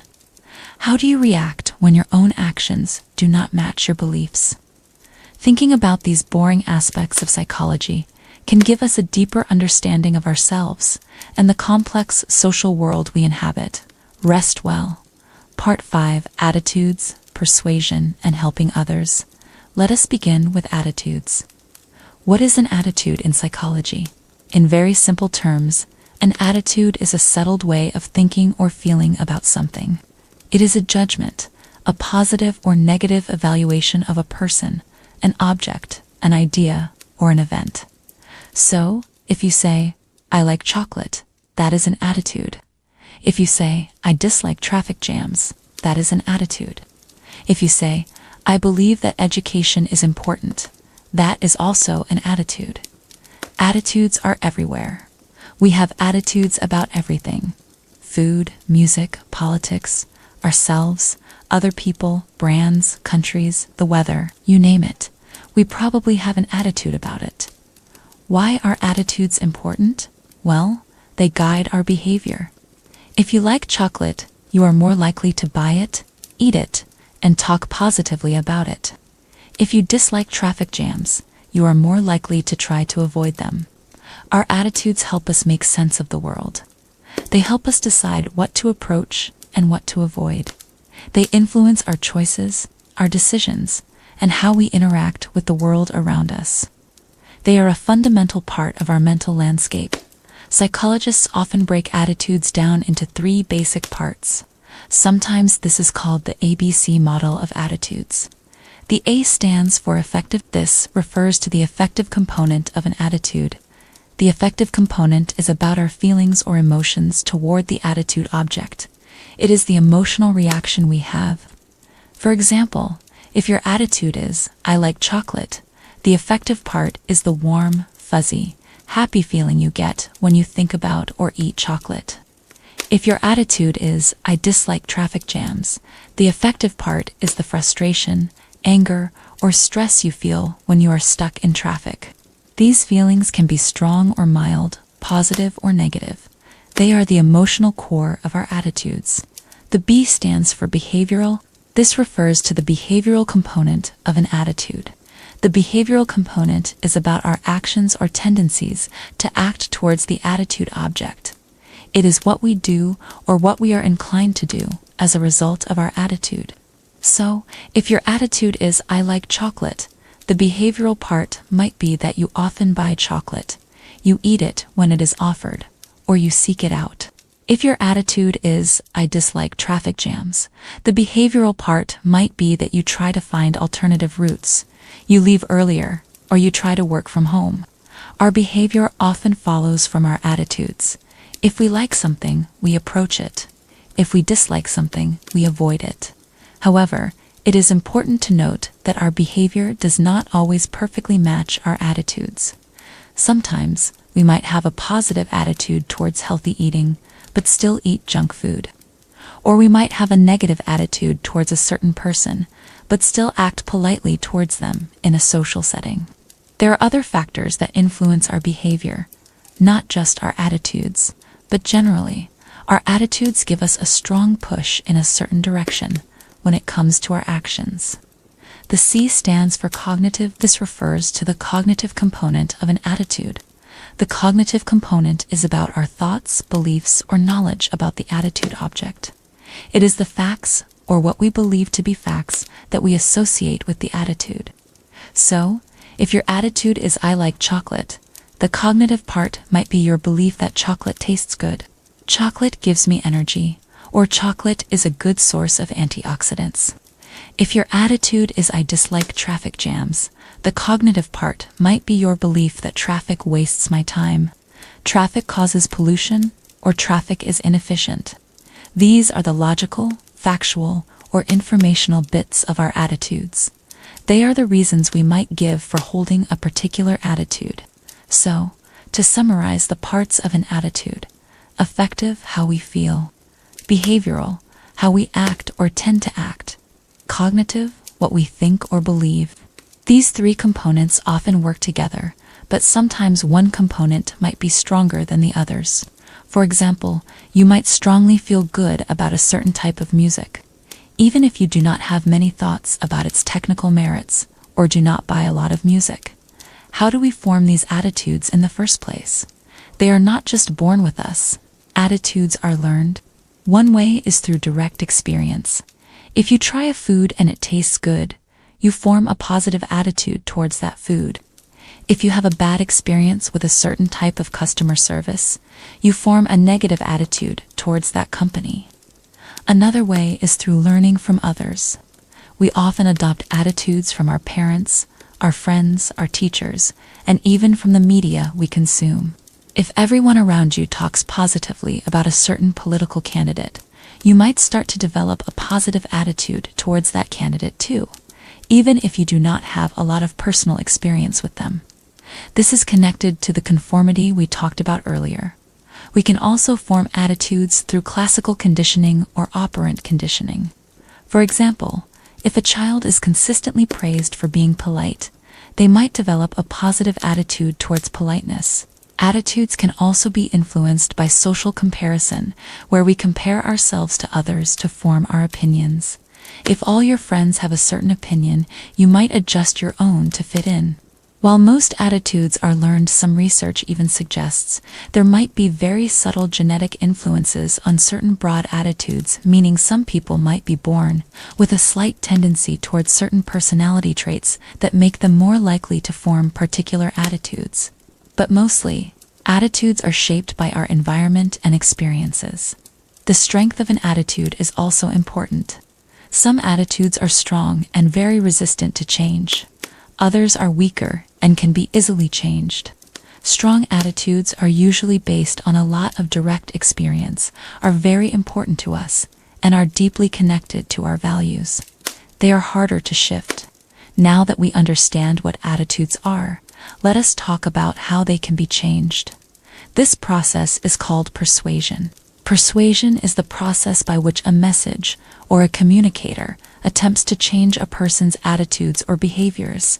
This is happening all around us, every single day. Advertisements are trying to persuade us to buy things. Political campaigns are trying to persuade us to vote for candidates. Friends are trying to persuade us to go to a certain movie. Teachers are trying to persuade us that learning is important. Understanding persuasion is crucial for understanding how our minds can be influenced and how we can influence others. One very important and simple model for understanding persuasion is called the elaboration likelihood model, or ELM. This model says that there are two main ways or routes through which people can be persuaded. These routes are based on how much people think about the message they are receiving. The first route is the central route to persuasion. This route is used when people are highly motivated to think carefully about the message, and they have the ability to do so. In this route, people focus on the actual content of the message. They pay attention to the facts, the logic, the arguments, the evidence. They weigh the pros and cons. They elaborate on the message, meaning they really process and think deeply about it. If a message is persuasive via the central route, it means the arguments presented are strong, logical, and convincing. For example, if you are buying a new car and you spend hours researching different models, comparing their safety ratings, fuel efficiency, engine performance, and price, you are using the central route. You are thinking carefully about the facts.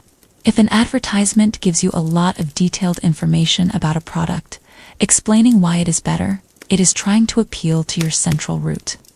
When people are persuaded through the central route, the attitude change is usually strong, long-lasting, and more resistant to future counter-persuasion. This is because they have really thought about the reasons and built their attitude on solid ground. They have convinced themselves with logic and facts. The second route is the peripheral route to persuasion. This route is used when people are not motivated to think carefully about the message, or they do not have the ability to do so. Maybe they are distracted, or tired, or the topic is not important to them. In this route, people do not focus on the content or the logic of the message. Instead, they are influenced by peripheral cues, which are simple, easy to process signals that are not directly related to the message's core arguments.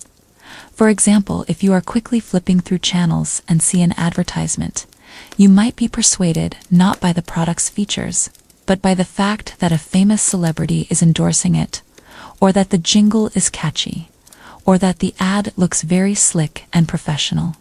You are not thinking deeply about the product. You are relying on these surface-level cues. When people are persuaded through the peripheral route, the attitude change is usually weaker, less stable, and more easily changed later by other messages. This is because they have not really processed the information. They have just gone along with a simple cue. So, how do we decide which route we use? It depends on two main things. Motivation. How much do you care about the issue? Is it personally relevant to you? If it is something very important to you, you are more motivated to think carefully. If it is not important, you might not put in the effort. Ability. Do you have the time and cognitive resources to think carefully? Are you distracted? Are you knowledgeable about the topic? If you are tired or distracted, or do not know much about the topic, you might use the peripheral route. If you are well rested and know a lot, you might use the central route. Now, let us look at the factors that make a message persuasive, regardless of the route. These factors are generally grouped into three categories: the source of the message itself, and the audience receiving the message. First, the source of the message. Who is delivering the message? The characteristics of the person or entity delivering the message can greatly influence its persuasiveness, especially when people are using the peripheral route. Credibility. This is how believable or trustworthy the source is perceived to be. If the source is an expert or appears to be very knowledgeable and honest, their message is more likely to be persuasive. We tend to trust people who seem to know what they are talking about. Attractiveness. People who are physically attractive, or who are likable, or who are similar to us, are often more persuasive, especially on less important issues. We tend to agree with people we like or admire. This is why many advertisements use attractive models or celebrities. Trustworthiness. Does the source seem honest and without hidden motives? If a source seems to be arguing against their own self-interest, they are often seen as more trustworthy. For example, if a criminal prosecutor argues for a lighter sentence for a defendant, it might be more convincing because it goes against what you expect. Second, the message itself. What is the message like? The way the message is put together also matters. Length. Sometimes a longer message can be more persuasive if it contains many strong arguments. But if people are on the peripheral route, a long message might just be seen as having many arguments, even if the arguments are weak. Fear appeals.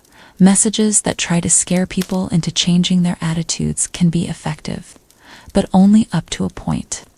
If the fear is too extreme, people might become overwhelmed and simply tune out the message or deny the threat. For a fear appeal to work, it also needs to provide a clear and effective way for people to reduce the threat. For example, an anti-smoking ad showing harm and then offering clear steps to quit. One-sided versus two-sided arguments. A one-sided argument presents only the arguments that support the persuader's point of view. This works best if the audience already agrees with you, or if they are not very knowledgeable about the topic.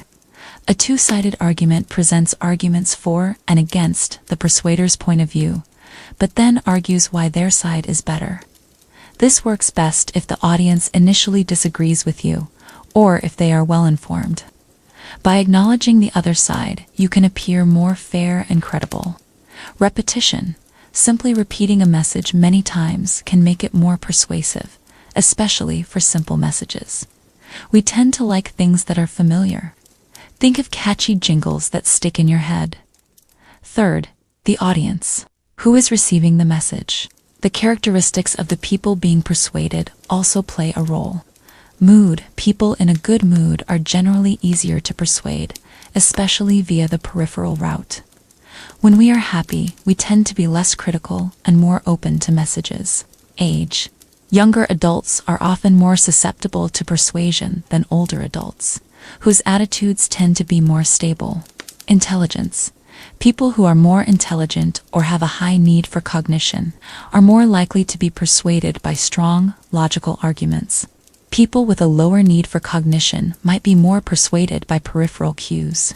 Distraction. If the audience is distracted, they are less able to process the message carefully, making them more susceptible to peripheral cues. This is why advertisers often use loud noises or flashing lights to distract you from the actual content of their message, making you rely on simpler cues. So, persuasion is a complex process, but the elaboration likelihood model gives us a good framework. We either think deeply about the message's content, or we take mental shortcuts based on superficial cues. And the effectiveness of persuasion depends on who says what, how they say it, and who is listening. This is why advertising is such a big business. People are constantly trying to change our attitudes and behaviors. Finally, let us end this long lecture by talking about something generally positive: prosocial behavior. What is prosocial behavior? In very simple terms, prosocial behavior is any act performed with the goal of benefiting another person.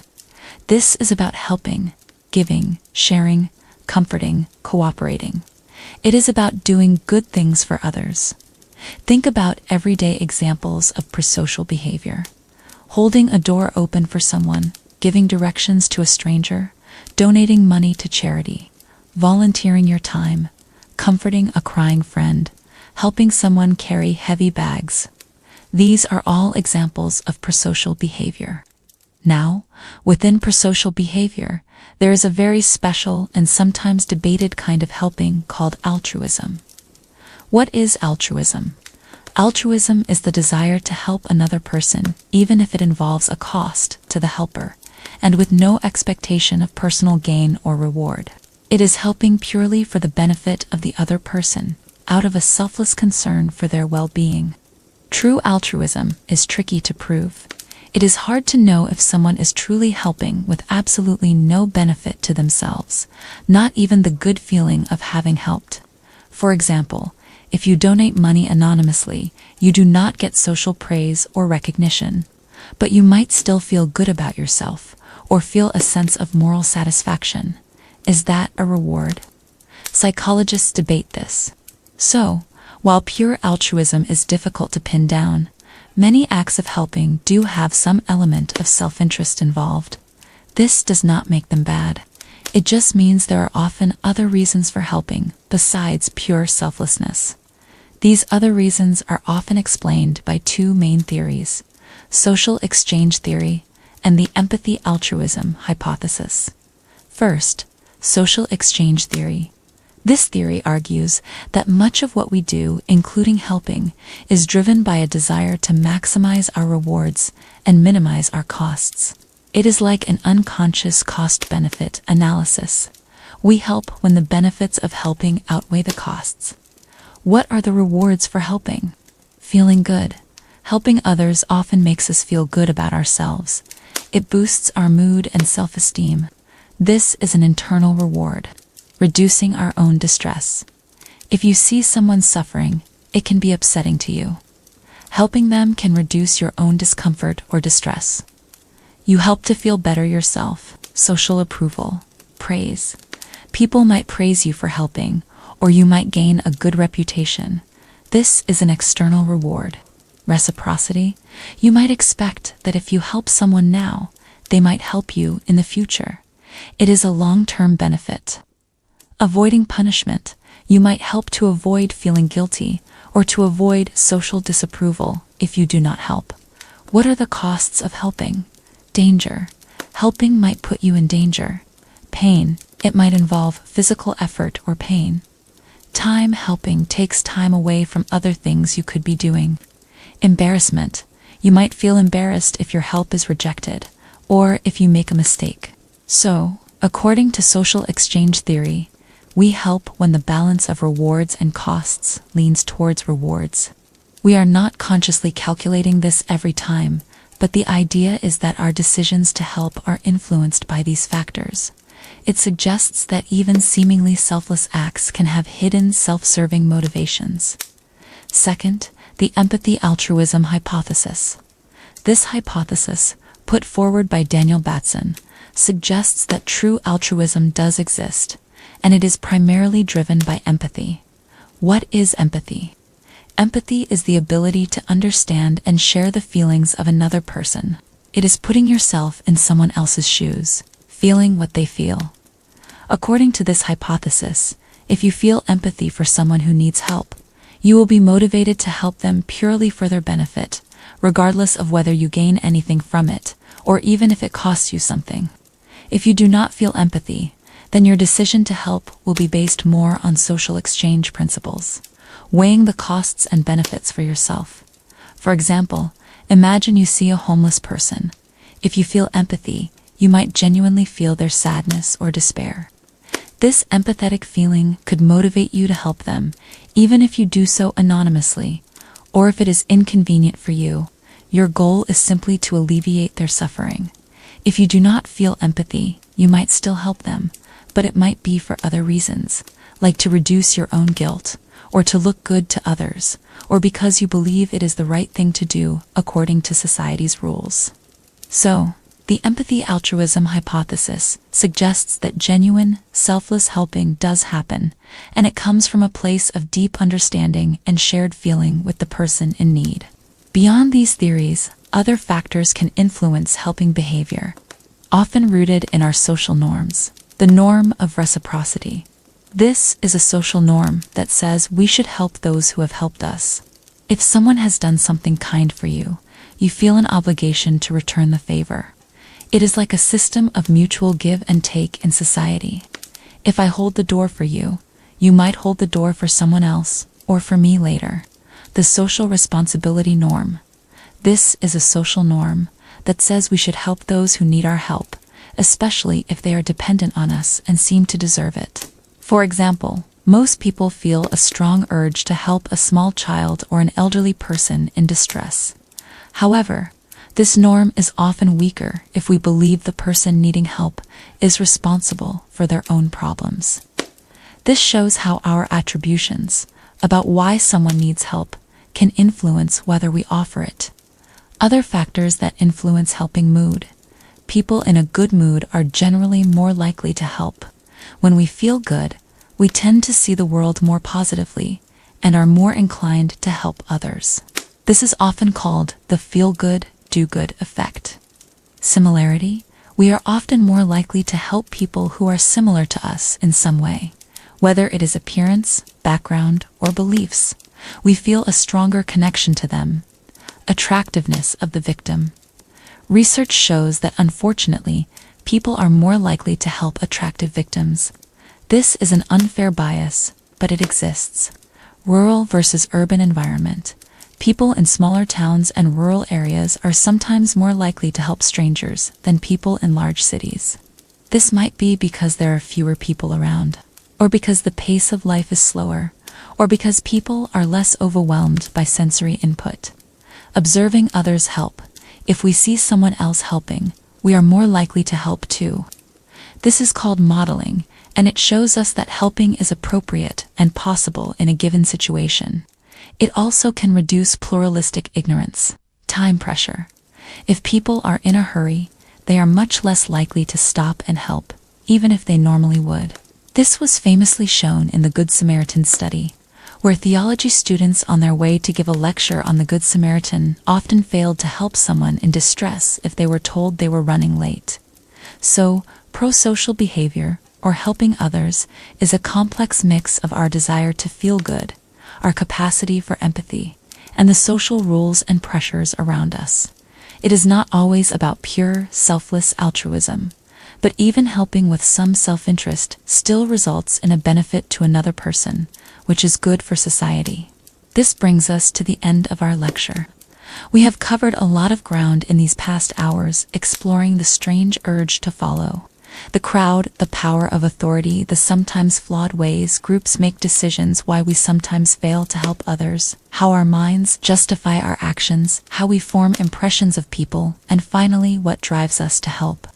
These boring concepts are the bedrock of social psychology. They are not just dry theories.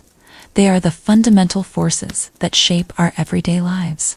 They help us understand why we line up, why we wear what we wear, why we sometimes regret what we said in a crowd, why we believe what we believe, and why we sometimes reach out a hand to a stranger.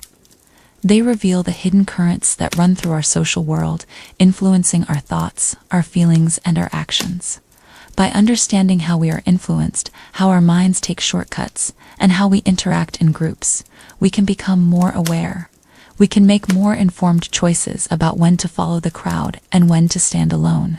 We can be more empathetic to others, realizing that their behavior might be shaped by powerful situational forces that we cannot immediately see, and we can better understand the complex, often messy, but always fascinating dance of human interaction. I hope this long, detailed, and perhaps very boring lecture has given you some peace. Let these ideas about the human mind and its social connections gently settle within you. Allow the steady flow of information to help clear your mind and prepare you for rest. The world of psychology is vast, and there is always more to learn. But for now, you have a solid foundation.